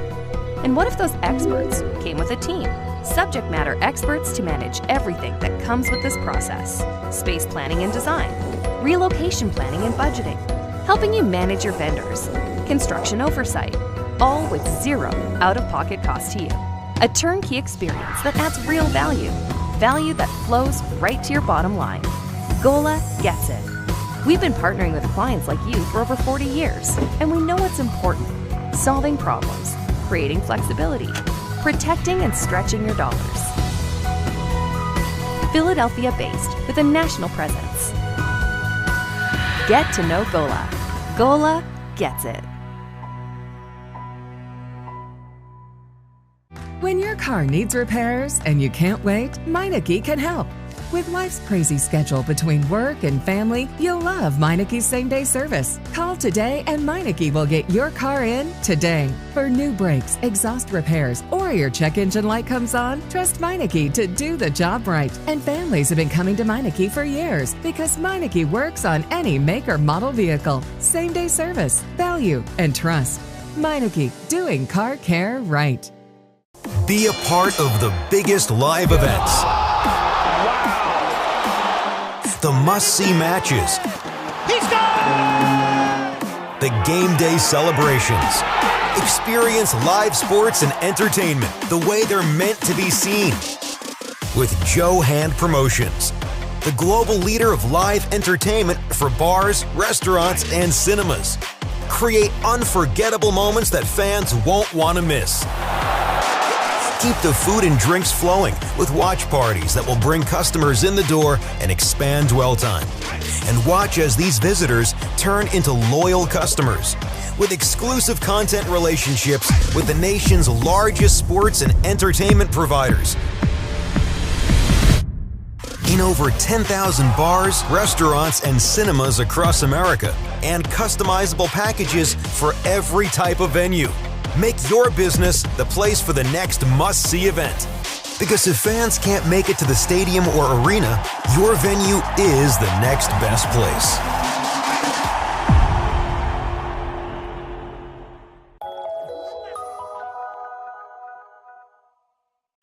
What does this win mean? Been with the family for a long time. With our team chemistry, it was bound to happen. Just close, baby! Such a big win from Cross Country Mortgage. Dedicated to getting it done. My name is William Ryan, and I'm attending Boston College next year. LaSalle, obviously, academically is so strong, and that prepares me for college, prepares me for the next 4 years at Boston College. But furthermore, I think the community here at LaSalle and the experiences that they provide will allow me to thrive at Boston College next year. The college counseling office here at LaSalle prepared me for the college application process through just one-on-one interviews with my college counselor, and also just having the door open here, and whenever I had any questions, there were so many resources for me to use and for me to be able to fill out the application to the best of my ability. Obviously, we have the Choose Your Path motto, but I like to say it's more of a Blaze Your Path motto. On the basketball team, LaSalle gave me an awesome opportunity to help the team in ways that I wouldn't have expected otherwise by putting together scouting reports and stuff like that. And that's what LaSalle offers. It offers every kid to kind of take the initiative and go forth and do what they want, but do it in an individualistic way.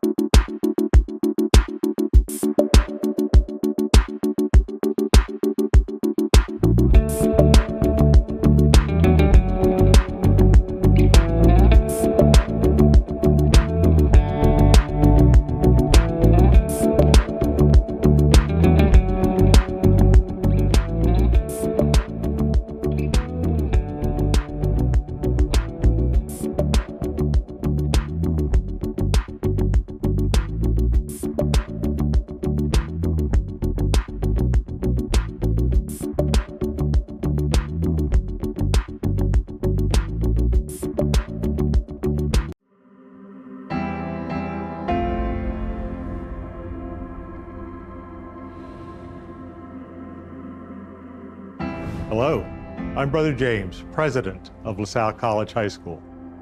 We are excited to welcome you as you explore LaSalle.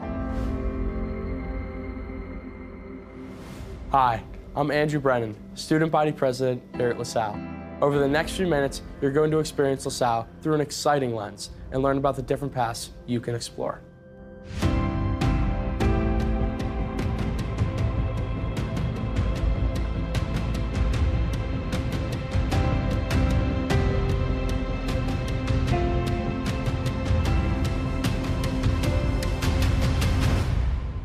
Hi, I'm Jim Fike, principal of LaSalle College High School. For over 160 years, LaSalle provided a college preparatory education to young men in the Philadelphia area. Our goal is to give them the opportunity to discover and develop their God-given talents. LaSalle's curriculum is academically challenging and designed to prepare young men for the future. LaSalle offers students choices across more than 120 topics, and our concentration program allows students to experience various career fields and earn credentials during their time here. LaSalle is a faith-centered community dedicated to the moral development of our young men. At LaSalle, you will be challenged. But if you are eager to learn, work hard, and commit to collaborating with others, you will be prepared for the next steps in your journey. Hello, I'm Marie Stott, and I oversee all of our clubs and activities here at LaSalle. Over 85% of our students participate in our activities, and we have over 60 clubs for you to explore during your 4 years here at LaSalle. Hi, my name is Owen Kunko, president of our TV studio called WXP. LaSalle has many opportunities for you to explore technology. Please take a look yourself. And students who are interested in video production can join our WXP Media Studio, where they create content for both our school website and social media platforms.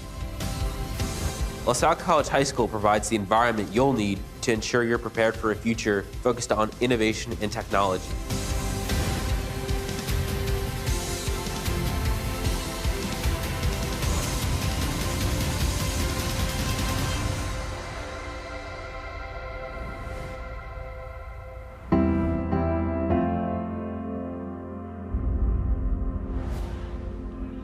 Hi, I'm Ryan Pritchett. Welcome to the 4th floor of St. Michael Hall, also known as the Art Room.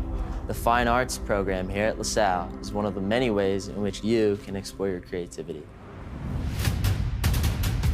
The Visual Arts program is designed for all students who have an interest in learning the basic principles and techniques of art. Fine arts students can pursue their passions or seek new ones at LaSalle through scheduled classes that include ceramics, drawing, painting, and sculpture.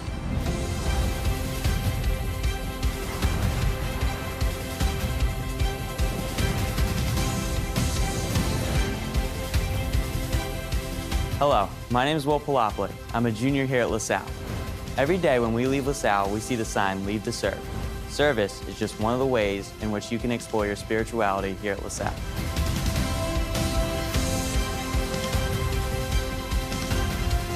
Hi, my name's Theo Peebles. What initially drew me to LaSalle was the music program because there are so many opportunities to get involved no matter your skill level. Music is just another one of the many ways for you to explore your creativity here at LaSalle.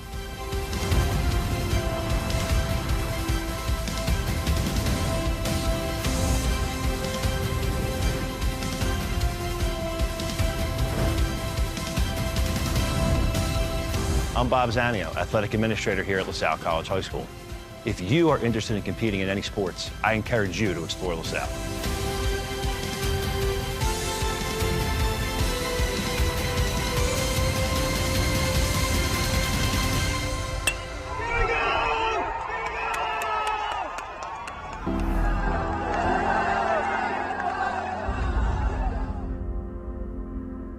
I'm Michael McCabe, Director of Admissions and Financial Aid here at LaSalle. We hope you enjoyed today's video and got a taste for all that LaSalle has to offer. If you have any questions about the admissions process or the school, myself and the admissions team are here to help. We invite you to explore your path and unlock your potential, because before you know it, it'll be time for your next chapter.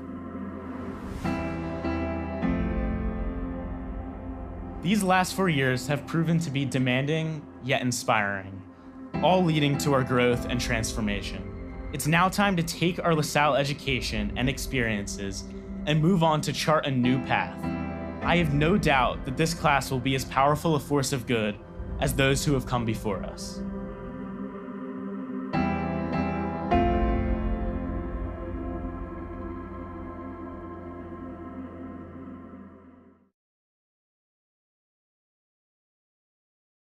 Dunphy Ford is Mayfair's neighborhood Ford store. Nobody knows your neighborhood like Dunphy Ford. Nearly 40 years. Right here on Frankfurt Avenue. Generation after generation. Our neighbors continue to be our customers. We have access to the cars and trucks you want with financing you need. Dunphy Ford is Northeast Philly's first choice for America's #1 brand.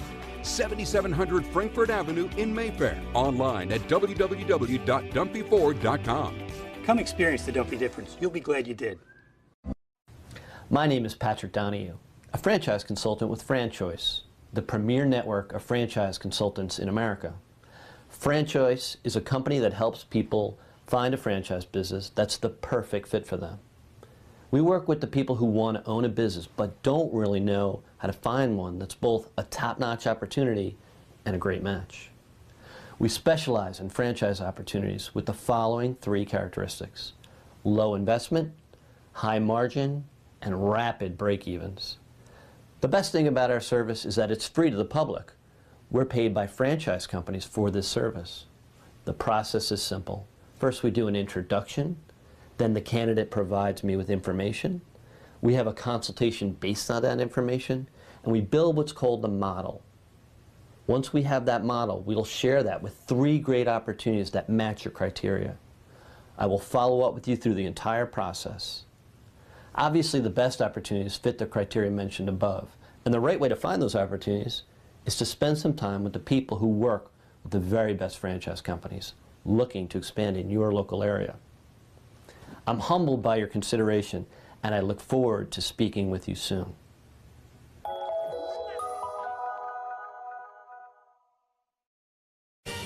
They said it couldn't be done, but somehow CCM was able to close this home in just 21 days. Carl, how'd you pull this off? Oh, hard work, dedication, grinding. Were you ever worried? Well, you know, Chloe, they pinned us in deep in the second bedroom, inspection issues, but we regrouped. Knew there was still a lot in play. Well, I'm sure the Franklins were pleasantly surprised. We got a good organization here. A lot to look forward to. Good luck with the next close. And there you have it. Cross Country Mortgage is dedicated to getting it done.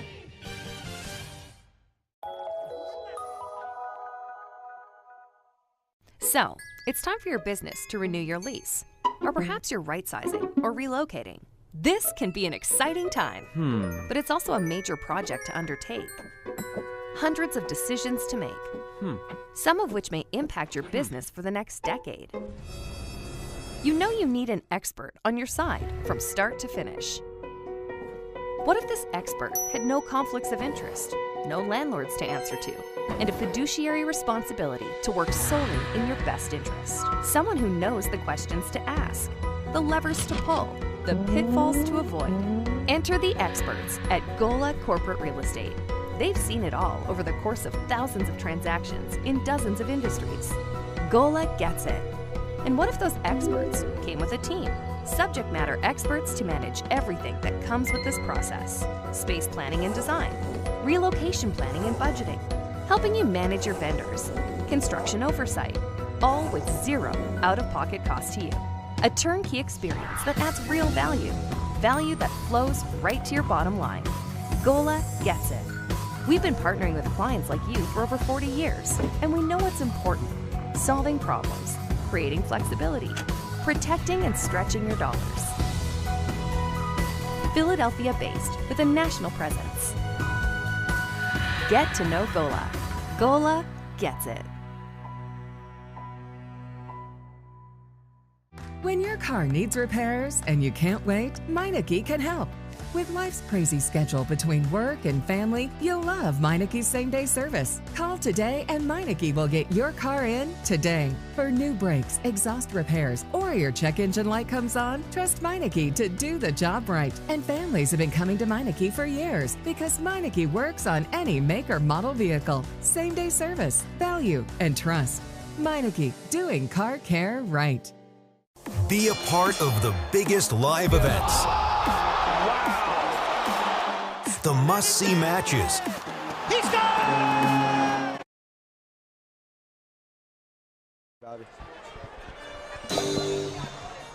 Welcome back, everybody. Third quarter action here on Bob Long Sports.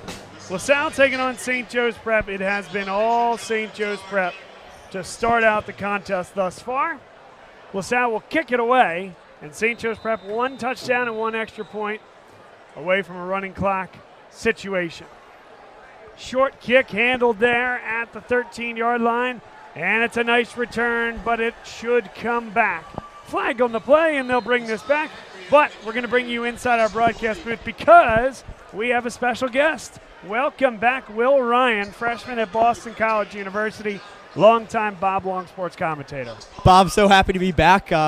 Obviously, as a LaSalle grad, I can be a little bit more unbiased than I used to be. So as a LaSalle fan, coming to the game a little bit disappointing, but man, has St. Joe's Prep looked really, really good. Despite 2 turnovers in the first half, really enjoyable to watch from a neutral standpoint. Obviously, it's been a pretty clean game for St. Joe's Prep, other than those 2 turnovers, but enjoyable to watch, no doubt. Now we're back to action here as Samaj Jones will get into the shotgun. Caddy Phillips, 3-year starter. Will, I know you remember him from years gone by. Tremendous player, and in his senior campaign, good move in the backfield and has a great gain on first down. Okay, Caddy Phillips shifting negative right there to move positive. Tremendous play right there and a great read off the rep. Yeah, between Phillips and West, they have a really, really dynamic backfield. Almost like the Swift Gainwell. Swift, obviously a prep guy. But yeah, no, this backfield's really dangerous for St. Joe Prep. I was telling Bob before the game, it's nice to be able to root for Swift now. That is different. And Zacchaeus. 2nd down and 4. And that's a nice handoff there to Isaiah West. Isaiah West to the second level. How about the decision as well by Samaj Jones in the backfield? I'm not sure we'll catch it here. We sure will. He held that ball for a long time. Let it go. The delayed handoff is something that's gotten the Explorers a lot this year. We can see it again on that play. I mean, just a complete draw in. It's a saying, Bob, if you love something, let it go.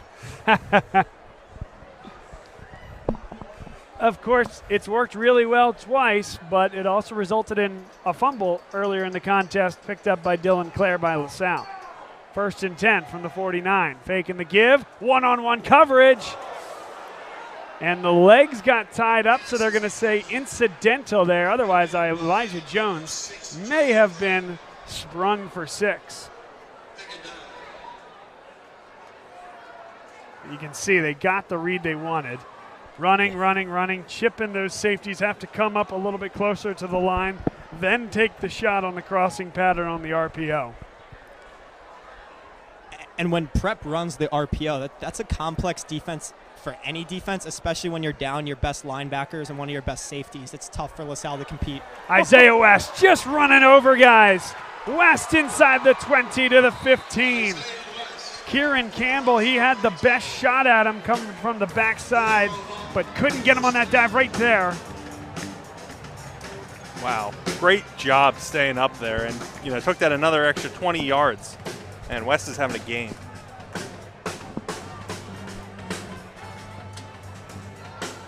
So let's see if he stays on the field. Well, he's not going to here. He came off the field the last time after a long run that looked like a touchdown, but he stepped out of bounds at the 23-yard line. Samaj Jones ended up finishing off that one. This is a handoff to Caddy Phillips. And what a play by Jack Luthi to get off that block by Gavin McConnell. Honestly looked like a hold in some ways, but Luthi got off it and made the play. Loss of 1. Yeah, Luthi, without a doubt, the top headhunter on this LaSalle team. We've seen that all year from him, as well as in the early stages of this game. Him and Dylan Clare are having a great game tonight. And something we talk about all the time is don't let him beat you to the outside, and Luthi did a really nice job to set the edge there. Make sure to contain Phillips. And an offside will be called against Grayson McHugh, the sophomore defensive end for LaSalle. Will, as a basketball guy, you'll know that Grayson McHugh also a tremendous basketball player. And he'll be playing at some level under the new coaching staff at LaSalle Hoops. You have to be excited about the year upcoming for your alma mater and your Letterman as well, so your former teammates. Yes, absolutely. And when I get a moment, there's a lot of good things I have to say about Grayson McHugh. They're going to go to West, and West is going to walk in for a touchdown. And that's how you reward the junior. A lot happened after the play. We'll keep an eye on this one here. Another look. You'll see West on the top half of your screen, and a lot of blocking. Mason Lang is taken to the turf. And just kind of hanging on there. Looks like Towns. I thought Towns wasn't going to play here today. Looks like he's feeling better, but will be flagged for his efforts. Serving up pancakes. Maybe so here's illegal pancakes, but. So, is that after the touchdown? This is not going to decide the outcome of the game. It wasn't. It's clearly not after the touchdown. Yeah, especially in the replay, that became clear. And I assume this will be enforced on the kickoff because it is not being enforced on the extra point right now. Because Shoulder would have no problems from 35. He is a rock star 5 for 5 on the extra points. Number 35 would have no problem from 35, and now it's 35-0, a running clock situation here at Franklin Field. All right, well, let's bring you back inside the booth here then, because, Will, you said you have something to say about LaSalle basketball. Oh, my goodness, yeah. Stopped by today, my first day back. I took the train home from Boston College yesterday, stopped by, got to talk to Ryan Ansell, just so excited about the program. And we were talking about Grayson McHugh out there, number 88 on the football team, probably number 34 for LaSalle basketball. Don't want to say that yet because I'm not 100% sure. But insider information. Yeah, probably going to be wearing number 34. But my goodness, Grayson McHugh, you can see the athleticism out there. And this summer, starting for us as a center at Philly Live, which is obviously the premier kind of live period event. And when he came into LaSalle, the summer going into freshman year, there were times that he couldn't do a spin dribble. And now some of the post moves that he's pulling off with a jab step into a one dribble spin off the glass, he could be really, really special. And a big man that he's got more athleticism than a guy like Timmy Jennings, but the smarts of a Timmy Jennings, he can get up, he can flush it at the rim. He's just a really, really exciting prospect for this basketball team. And it's a team that doesn't have a ton of athleticism compared to the PCL. So to have a little bit of athleticism in a Grayson McHugh is going to be huge for the team. And obviously he's 6'8" and built like a brick house. So he's going to be really enjoyable to watch this year. Jealous of you and Danny to get to call those games. Well, you know we can watch the games, though. Right on Bob Long Sports, of course. That's right. Illegal procedure penalty will be called. So LaSalle will get great starting field position. And again, that all comes from the unsportsmanlike conduct penalty after the play, or so deemed by the officials, as we mentioned. We may not agree with that one by KJ Towns on that touchdown throw and catch. Jones to West. We officially at running clock here, Bob? We are officially in a running clock situation with 9 minutes and 11 seconds to play in the third quarter. On this drive, just trying to look for anything positive here from Gavin Sidwar. Hasn't found his offensive footing just yet. We've seen that on the screen passes he's thrown. A lot of incompletions within that. So definitely in this second half, looking to get right back on track just with a score. However it is, just got to get points on the board. Back to hoops for a second, Will. How about the system? So Ryan Ansell comes from the Bob McKillop tree, the coaching tree from Davidson. Landry Kosmolski was part of that coaching tree. He went to Swarthmore. They turned that program around. Ryan was part of that staff for nearly a decade, now has a chance to take over his own program. Tell me about the offensive and defensive systems. Yeah, there's no doubt. Well, defensively, you got to be able to guard your man. There's no doubt about it. We're lucky that we have a guy like Grayson McHugh who can kind of protect the paint a little bit. But guys like Nick Parisi, who's going to be a star this year, I can see him having an all-Catholic type season. Guys like Nick Parisi, Liam Hawley's been a defensive stalwart for the team for a year now. Everyone's going to have to guard man-to-man because when you're going up against like an Archbishop Ryan, and you get beat and they can dump it off to a Thomas Sorber, you're in big trouble. Offensively, they're going to move the ball. They're going to have a fun time. They're going to let it fly from three. And they've got good three-point shooters. At Philly Live this year, Nick Parisi shot something like 46% from three, averaging like 24 a game against some good competition. So certainly looking forward to that. You got a guy like Joey Shields who's had injuries the past 2 years, but he's someone who's played significant varsity minutes since he was a sophomore. You think back to the Archbishop Wood game at the end of the first half. He hit a huge three back, I guess, 2 seasons ago. So you do have some names that you'll recognize, but it'll also be some young guys and some guys that haven't really played varsity minutes before. But new players, new system, new coach, it's going to be exciting to watch. And people should come out and just see what it's all about, right? Because it's going to be a fun style of basketball. It's going to be a new style of basketball for LaSalle. I remember one time at Philly Live this summer, I'm watching them, and they just run and gun offense. And I went to Dan Williams, the assistant coach. I said, I can't tell you the last time that I've seen us beat a team just off of fast breaks. It's just not like the LaSalle system that we're used to. But if we can get points quickly and then we can get back and defend, I think that's something that you'll see a lot more of this year. LaSalle went to 3 straight runs with John McSorley. Haven't seen Azir Nelson to start the second half here, but he gained the 11 yards on those 3 carries. And LaSalle moving the ball down the field. Muller is the fullback alongside Gavin Sidwar. Again, McSorley trying to bounce it to the outside. That is going to be tough to do against this defense. It's been a heck of a day by Sean McNulty. Yeah, not too many holes on this St. Joe's prep team. They've been stellar in all 3 phases. You know, maybe a little flag heavy is the only thing I can fault them for, and that seems to be a common trend for them, but they're clearly #1 in the state. I agree, Tyler. This defensive front has been nothing but pristine. I mean, really not many holes for the Explorers to get. Second down, 11 yards to go. They stay in that pistol. Muller, the man in motion, with 3 wide. That's Ed Sutter coming in motion across the line. McSorley again, and guess who? McNulty. Loss of 1. And McSorley, the utility man for the Explorers, just really met with nowhere to go right there. Once again, a reoccurring theme here. McNulty making a case to be interviewed on Bob Long Sports Postgame. I'd say right now the tackle leader has got to be Saka on the defensive side of the football, but McNulty is right there. A lot of candidates, Bob, for that. Isaiah West added a second touchdown. Could have been a third if he wasn't stepping out of bounds on that long run in the second quarter. See if we can grab an offensive and defensive guy. Sidwar, he steps up and fires to the end zone. O'Brien, ball was underthrown. He came back to it. Great play inside the 5. Well, I mean, O'Brien right there, just finding a way to time that. Like you said, Bob, with the underthrown pass. We saw that same play at Calvert Hall last week, able to use that leaping ability, that athleticism, taking it to the next degree right there, coming down with that one for the Explorers. A tremendous play. I do think a ball to the left-hand side of the E in Penn, though, is a walk-in touchdown. A little bit underthrown. Let's see if LaSalle can find a way to punch it in. Sidwar. Crossing pattern. That's a great throw. Caught.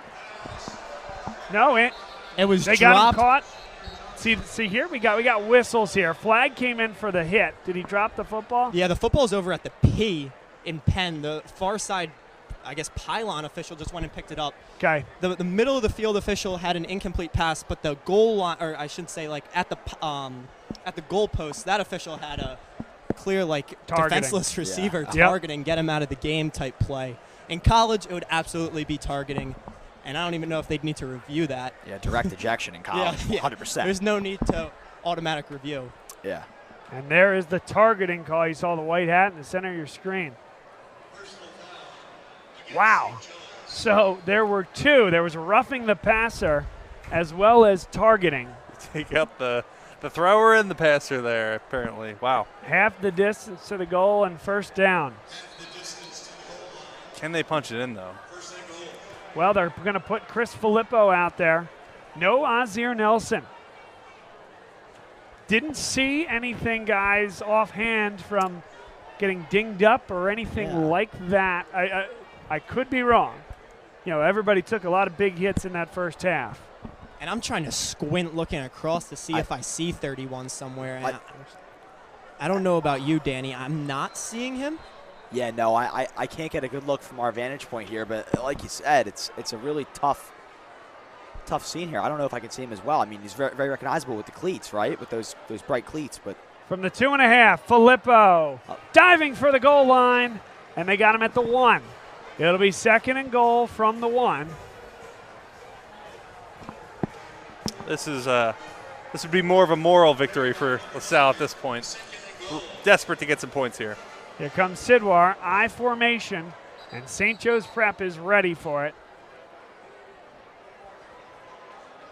I heard whistles, but they didn't break anybody up. They're staying in play, and I think Maxwell Roy might have been offside. Just maybe. He just destroyed that center. Yeah, that Here's play another worthy of good some look. laundry right there. He's pleading his case that the offensive line moved. I don't see think anything. so. Yeah, I know. I did not see anything. Can't say I saw that one either, guys. Here's another look. We're going to slow it down again. 77, right in the center of your screen. There he goes. Certainly no movement. And what do you get half the distance to the goal here? You do. So you get an extra 1.5 feet. We're moving in halves here. Man, yeah, the amount of flags on this prep team is crazy, but they're so talented that it doesn't matter. Here comes Sidwar again under center. I formation. He did it again. And that's an issue. Can't be doing that. They're trying to time it up. It's a 35-0 ball game. He's out. Yeah, I mean, that's very clear on that replay. And Tim Broken is not happy with him. That's just disrespectful. Yeah, and it's 35-0, but these guys up front, I mean, I know a couple of them personally. They have a lot of pride to wear the white and gold. And they're not going to take that. You know what I mean? Handoff, and I think there was movement. It's false start against LaSalle. Wow. I mean, literally cannot get any closer to the goal line. Now pinned back at the 5. That's just poor. It was like 5 and 6 inches after those penalties. It's nuts. Gonna hand Tyler our newest upgrade to the booth here. I'm on the Azir Nelson's search. Binoculars. Need it from up here. He's standing back on the track, way out there. And this all of a sudden becomes a throwing down. Good to see Joey O'Brien in the game after taking that hit to the helmet area. He's on the far side, I should say the near side, all the way out. Sidwar. Screen and it's dropped. That one was behind the intended receiver the whole way. I mean, if that ball is thrown in stride right there, that's an easy 6 points for the Explorers. I mean, that's 2 times this drop. Yeah, we said that Joey O'Brien should have a touchdown. Yeah. And neither Joey O'Brien's fault. He makes a play to go up and get an underthrown ball, and that one. You got 2 downs here, though. Got 2 downs to get here on the board. Flush it if you're Sidwar. Got a lot of talented receivers out there. Try to find your way to pay dirt here.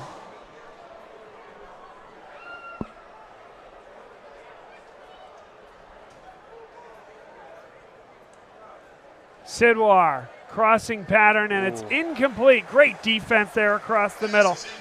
That's the safety, Ryan McDonald. Looked a little early, but I don't think close enough to call.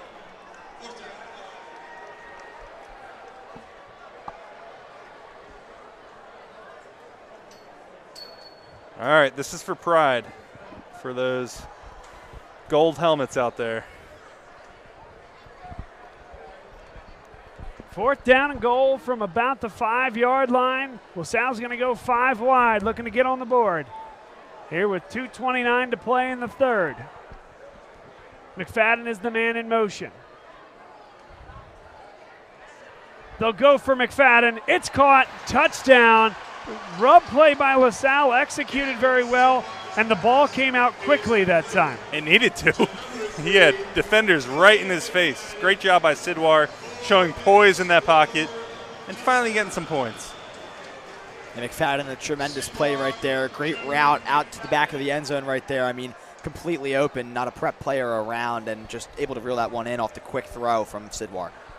And it's a nice pick play-like design, but it's Eddie Sutter's man who just runs into Julian McFadden's man. No chance for McFadden's man to get all the way to the outside, especially when you have a guy that runs a 4.49. Joel Clock on to attempt the extra point. Flag on the play. Talked about that last week. When it's on offense, you call it a rub route. That's exactly right. Defense, you called a pick. Oh.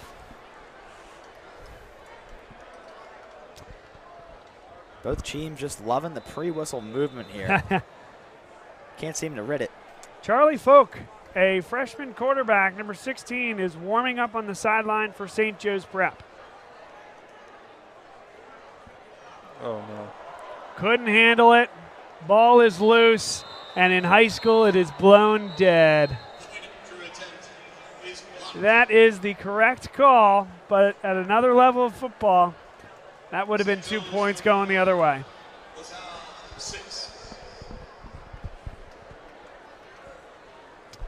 Special teams just not looking too great for LaSalle tonight. Obviously, those 2 pump blocks are probably more attributed to Prep than LaSalle, but just. And LaSalle was, I mean, undermanned in that situation, right? Starting punter, some of their starting linemen. It's a difficult position against one of the state's and nation's best teams. And listen, it doesn't matter, but maybe go for 2 there. Yeah. It's but maybe you're trying to see what you got. Yeah. Interesting thought for sure. This portion of today's game brought to you by Next Play Basketball, a newer sponsor here on Bob Long Sports. With teams from 3rd grade through 12th grade, boys and girls. They got a wonderful coaching staff. They got great clinics. They're in some of the best tournaments in the area, and they teach a culture. That next play mentality. Good families involved. Again, a great staff on hand. If you're looking to take the next step in your basketball career, visit Next Play Basketball on Facebook and online for more information. Squib kick. Live ball here, and it is handled. And perhaps some room to run. It is handled, all right. Out to the 50-yard line, number 20, Messiah Acre. That's a freshman defensive back. So, yes, the talent will continue to funnel along here for St. Joe's Prep. Rocking out with the electric guitar.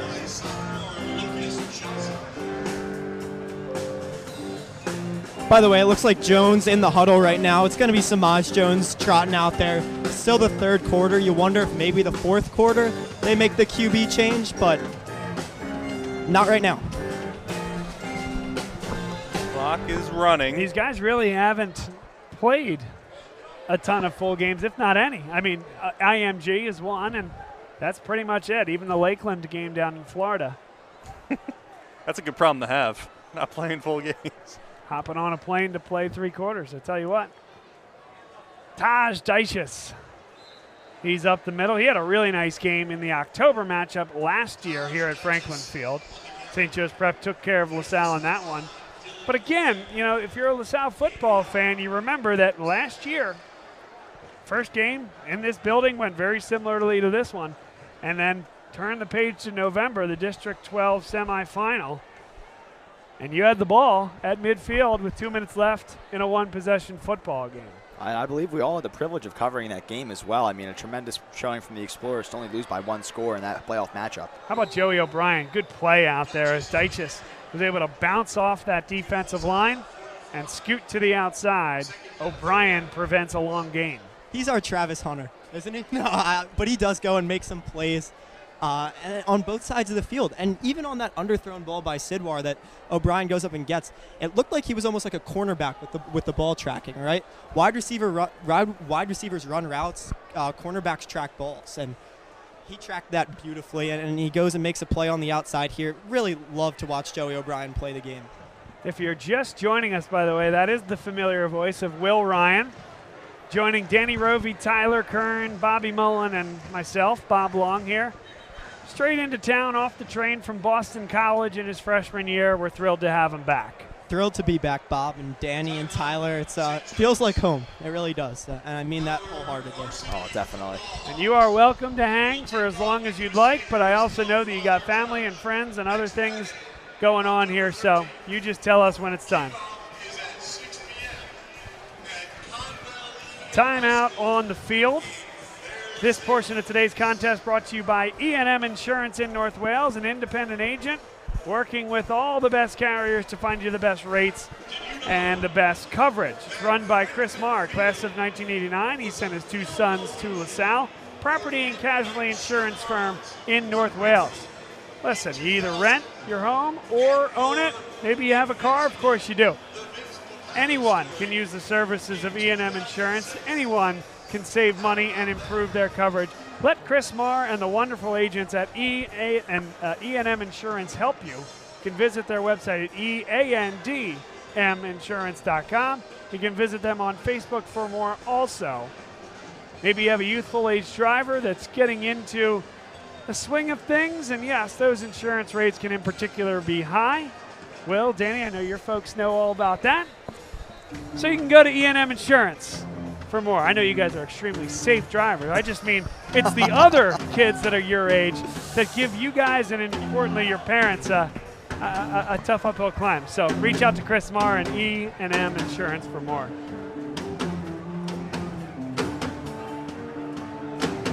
It almost feels sinful to talk over the St. Joe's Prep band. I mean, rocking out here as we near the 4th quarter. Yep, and LaSalle sounding great on the other side as well. It is a battle of the bands here tonight. 3rd and 5. 40 is the yard to gain, and they have it. Quick pitch and catch there. Elijah Jones. That could be a hookup next year at Cincinnati. The Jones connection right there, finding himself right in the middle of the field. I mean, it can't get any easier than that. That was the last play of the third quarter. It is a running clock. It remains a running clock. We should have said earlier in the contest. Anytime it gets to 35, even if there is a score to take it inside that threshold. Let's bring you back inside the booth one more time. Say hello to our gang here. And there's the Collinsworth slide from Tyler Kern. Great job, partner. Bob Long, Tyler Kern, Will Ryan, Danny Rovey, Bobby Mullen off camera. Guys, it's a great rivalry here, but St. Joe's Prep has taken their play to another level in the last decade. 7 state titles in the last 10 years, 9 state title appearances in that time frame. Yeah, I mean, like you said, Bob, unequivocally, the dynasty of Pennsylvania. Last year, that state championship run was just unbelievable. What they did as a team to come together as a unit was really remarkable. They had a tremendous run. Obviously, this team is well coached beyond belief. Like we said, Bob, throughout this game, some of the best special teams in the nation, and we can see that with that ranking on Max Preps. There's no doubt about it. They do everything right. And you think about over the years, my 4 years at LaSalle, your 4 years at LaSalle, they've done it in different ways. They've won games with guys like Caddy Phillips. They've won games with Kyle McCord and Marvin Harrison. Samaj Jones has won games. Dane Piccarello has won games, right? It's not one formula of success, and that's what makes a well-rounded team, well-rounded program, great coaching. Yeah, Will, that versatility is so important for any team. We saw it, in the run game between Caddy Phillips and Taj Dykes, as well as Eric Sanchez, but also with the wide receiving core as well. Underway here in the fourth quarter. This is Taj Dykes. You just mentioned his name, Danny. I think West and Phillips probably have their nights over at this point. Samaj Jones remains out there, but steady dose of running the football, and candidly, except for in the first quarter, really has not been pressured a ton. Yeah, I mean, St. Joe's Prep doing what they need to do, running out the clock, obviously running clock so you can throw some passes, but why risk it? But they might do that right here. Hardy is the man in motion. And this looks to be a penalty of the variety of illegal motion. Raymond is down inside the 5, but again, that penalty came as soon as the ball was snapped. I think it's an illegal shift. And there's your confirmation off screen, but the official did confirm. Man, that was such a nice, well-designed play, maybe too well-designed because of that. But, the way Samaj Jones just cut on a dime and threw that back and hit his man in stride.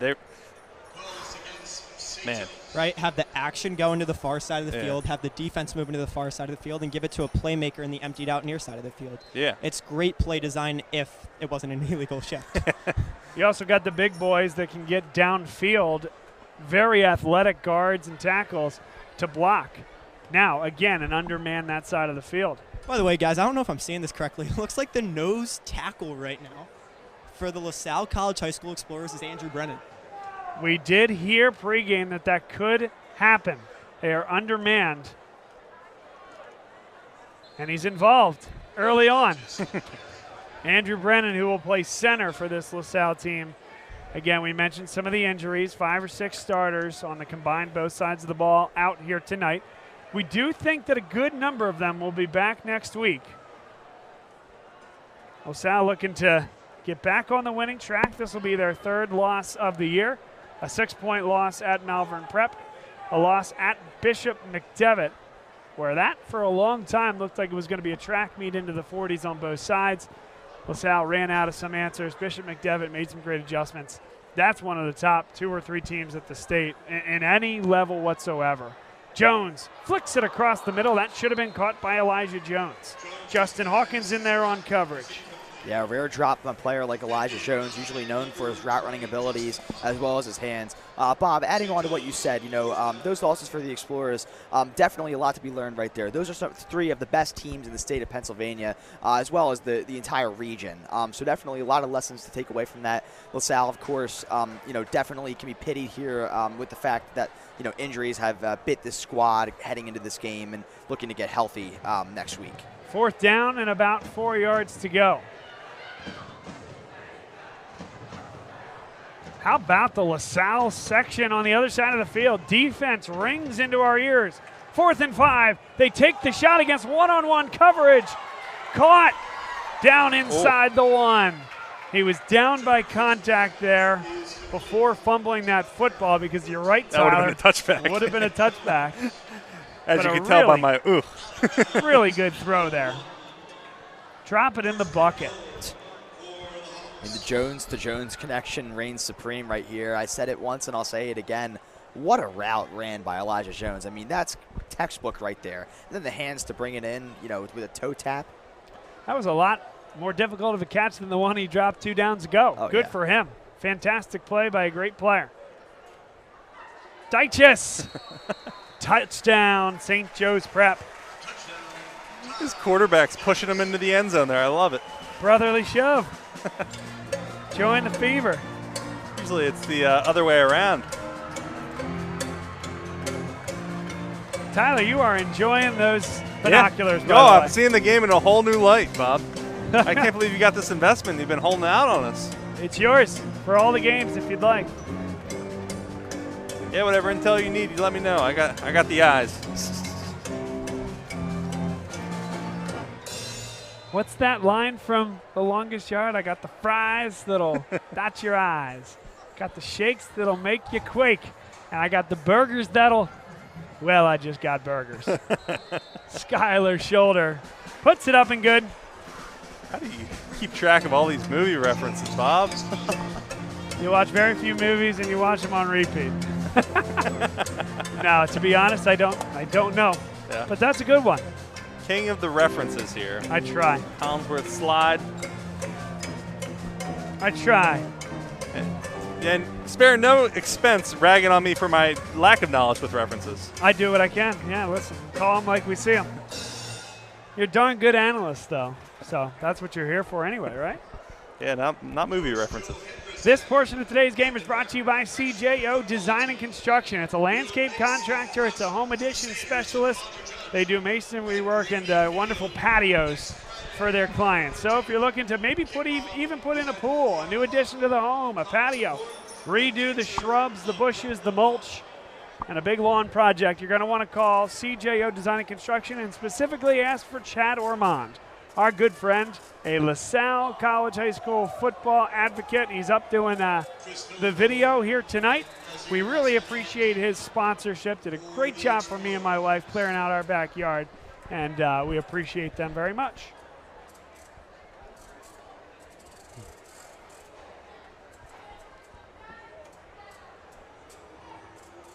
Shoulder, a big leg, and it'll be handled at the 5. Here is Chris Filippo out to the 20, hit and dropped at the 22. At this point in the game, you have to give props to someone like Skylar Shoulder. I mean, unwavering leg strength. We've seen that from the very first kickoff all the way to now. I mean, talk about someone special.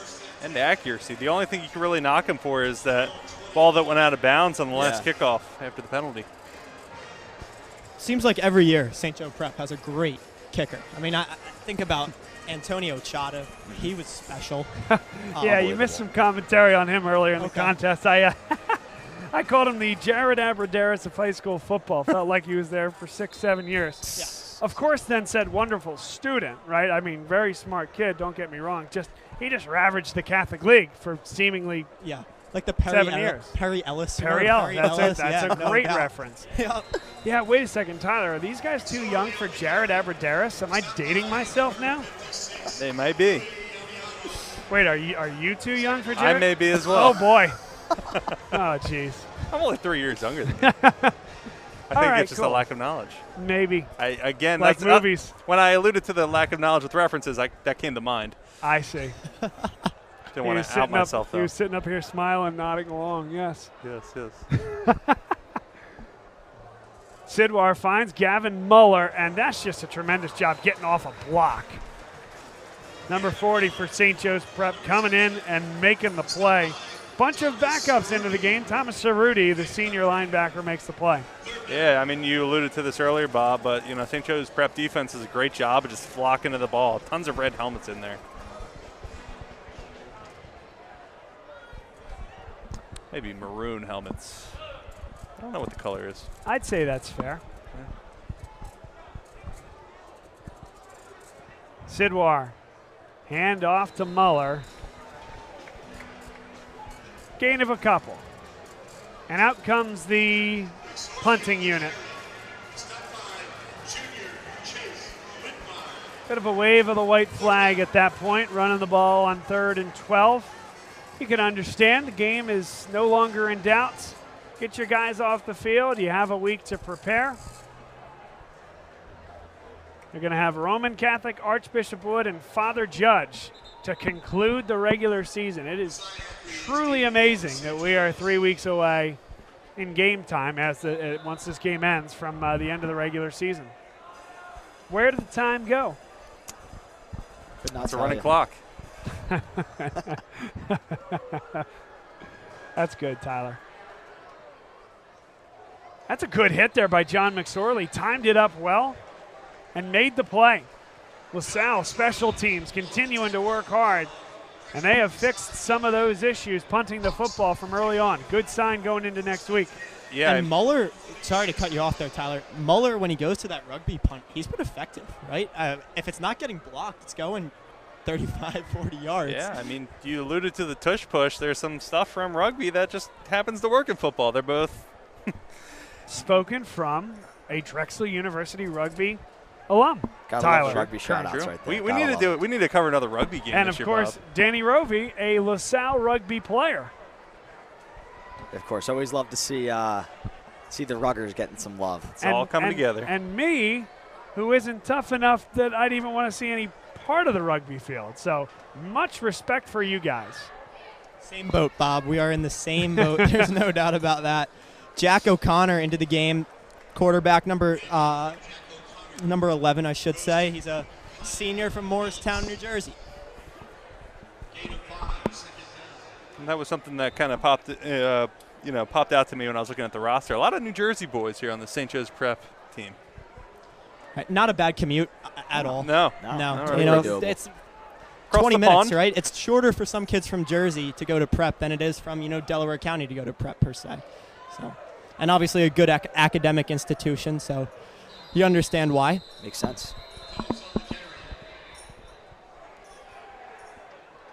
Kyan Billups, a sophomore running back, getting time now for St. Joe's Prep.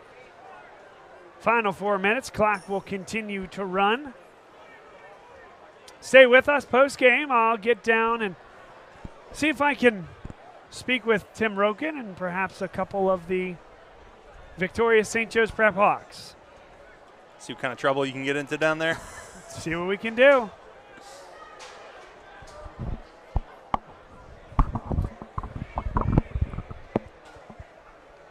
Going to the air and incomplete. 4th down and about 4 yards to go. And they're just going to stay out there.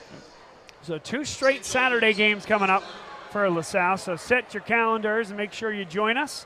Roman Catholic, Archbishop Wood. A couple of great games coming up over the next few weekends. And then, and I mean this 100% truly, one of our favorite and most unique venues to broadcast from, we are going to Father Judge on Friday, October 27th. It's going to be a fun one. Us and 1,000 of our friends in the bleachers together. I can't wait. It's so much fun. You see a bunch of people that you never get to see when you hoof it up to the press box an hour and a half before game time, and you're here cleaning up after everybody leaves. It's a lot of fun to see, folks. St. Joe's Prep came up a little shy on that 4th down. LaSalle will take over. Clock continues to run under 3 minutes. Yeah, and with Bob, I think with that, I'll try to kind of make my way to the exit. But what a awesome experience tonight. So happy to be back with you guys. Danny, obviously, couldn't be prouder of what you're doing and how awesome it is to listen from afar. And Bob and Tyler, obviously always a joy to listen to you guys and get to share the booth with you guys again. So I can't thank you guys enough, and hopefully brighter days for LaSalle, right? We've seen a really good Gavin Sidwar through 5, and one bad game hopefully doesn't define the season.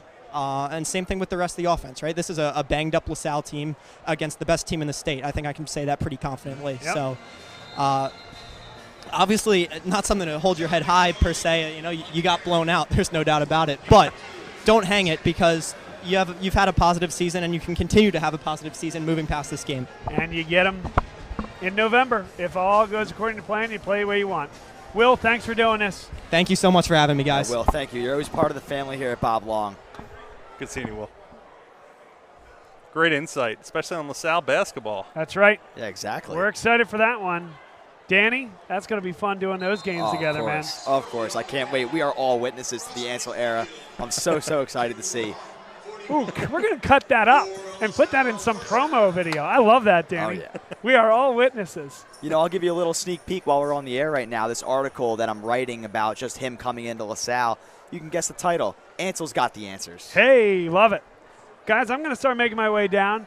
You can talk hoops, football, take us home here in the last minute, and I'll join you from the field momentarily. Godspeed, Bob. It's a lot of steps. That is a lot of steps. We are steep up here at Franklin Field. Sidwar going deep here. And I think Prep came down with an interception. Targeted for Joey O'Brien. Yeah, and that'll be Andrew Drangula the fourth right there, coming up with that one. I mean, what a name. Yeah. What a grab and what a name. A tremendous name right there. That's got to be on the all-time Bob Long name bowl list right there. But, you know, a tremendous way for St. Joe's Prep to put a button on this game right there with a pick, ending this one off. Dragula the fourth, high pointing that football. You know, he did a good job at boxing Joey O'Brien out, and that'll wrap it up.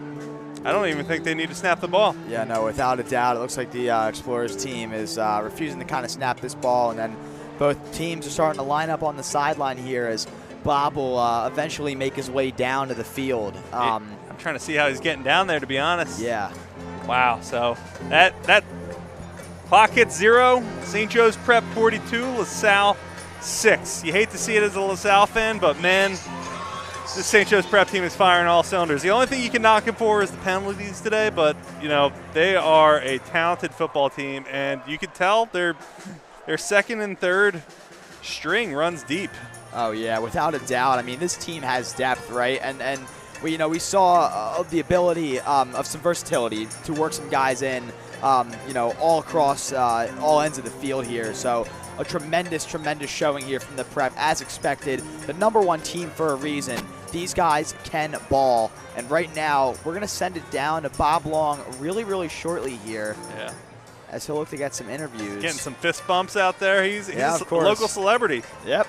He's much more than the local celebrity. I think a celebrity. Yeah, a celebrity. Sorry, Bob, hope you don't hear that, but he's looking dapper down there too. He's got the suit going. He's finding who he's going to interview. Yeah, but I'll keep the camera focused on him here. Call that the Bob cam. Exactly. But yeah, any takeaways from the day? Give me a positive from this Explorers team. Well, the positive is that you will get a lot healthier going into Roman Catholic, right? And you're going to face a great Roman Catholic team. You're going to face another quarterback with the name Samaj, this time Samaj Beals, a tremendous player, yielding in a wide variety of offers. At least for the Explorers, they can look forward to not having to face against Tyser Denmark next week as well, as he's playing his ball for Imatep now. So a lot of positives as they get a little bit healthier going into next week, and can definitely have the chance to create some positive momentum in PCL play. Like Bob said, these next 2 weeks are so important. I'll interject just momentarily, guys, to tell you that Tim Roken will have a quick message for his guys, and then we will grab him and try to grab a couple players as well. You heard it here. The head coach wants to talk to his players first. But, yeah, I agree. I don't think the season is lost. I think Will, struck a really powerful point. You had a bad game. You're beat up.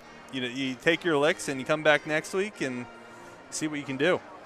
Yeah, exactly. And Tyler, you can speak on this as a LaSalle football alum.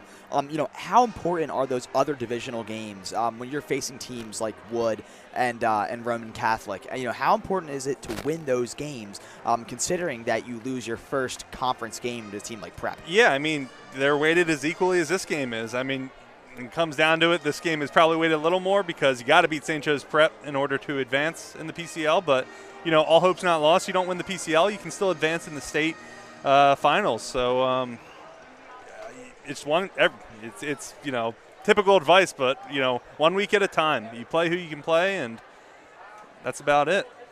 Yes, exactly. Yeah, and I think that both of those squads LaSalle can match up with a lot better.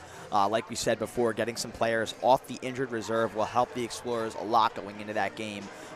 Nevertheless, both those games will play on home soil at Wissahickon during the day on Saturday, so you get these players a chance to rest for another day out of the game week leading into the game, which I think is very essential right there. Make sure these guys are all healthy, all rested up, and maybe you can work on some schematics here for a lot of the great skill players for a team like Roman Catholic.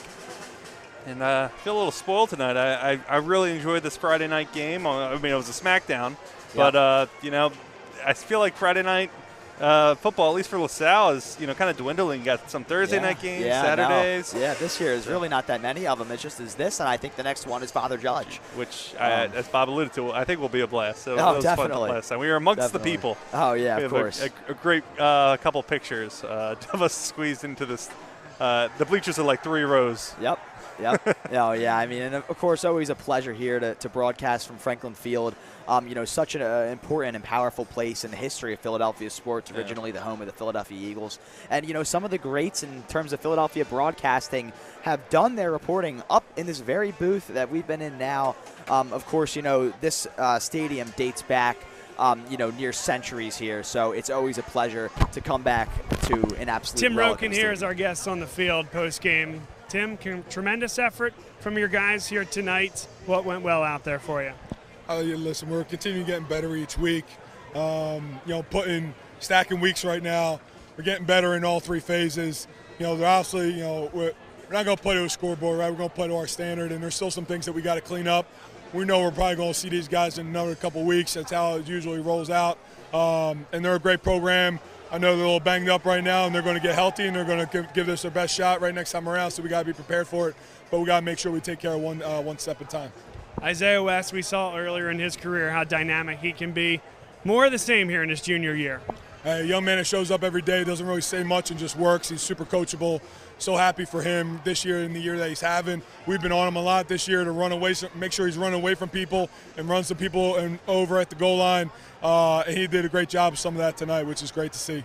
And then on the defensive side, Anthony Sack and Sean McNulty, 2 guys that just racked up the tackles. Yeah, those 2 are continuing to get better each week. Sack moving down from safety for us from last year. Continue to get more comfortable and becoming a great leader out there for us. And McNulty, I mean, that kid's got an unbelievable motor. He doesn't stop, and he finds a way to get the quarterback, and he's made some big plays for us this year. And then playing at Franklin Field on a night game. You guys have made this a fortress for yourselves, but when the lights get bright, there's something special about this place.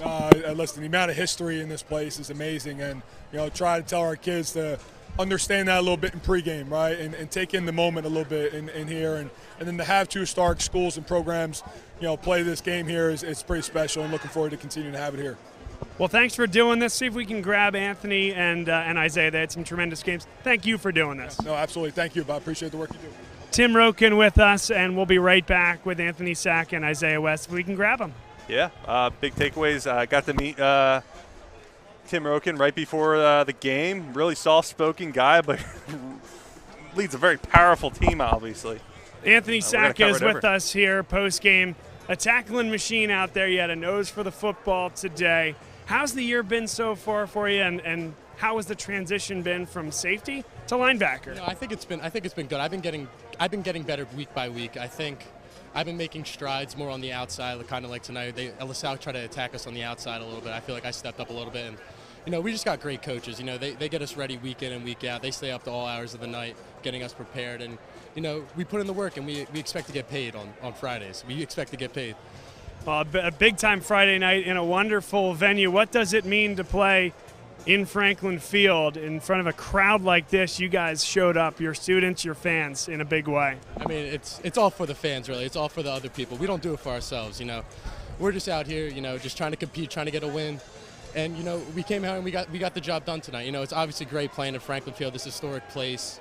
And I think it's really special that they've moved the venue here, just celebrate one of the biggest rivalries in the Catholic League here at the Franklin Field.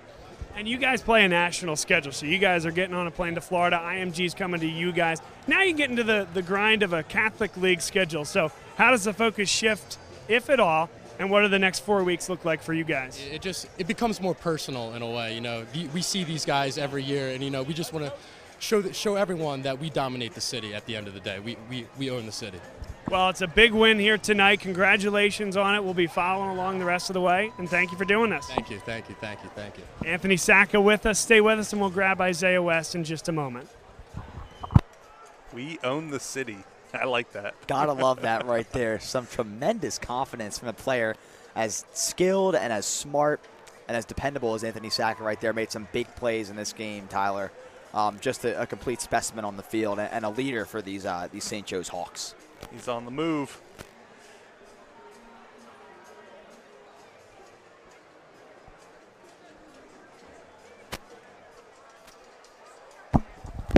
And we have Isaiah West, who couldn't be stopped here today. Tough to be chased down. You guys had a really, really good rushing attack led by you. What'd you see out there tonight? I mean, obviously, that's a very well-coached team over there. We have all respect to them. I credit all my success to my teammates for blocking for me out there and my coach for putting me in great positions to make plays. You have the opportunity with the type of schedule you play to play high-level competition all year long. How does September really prepare you for the gauntlet of Catholic League play?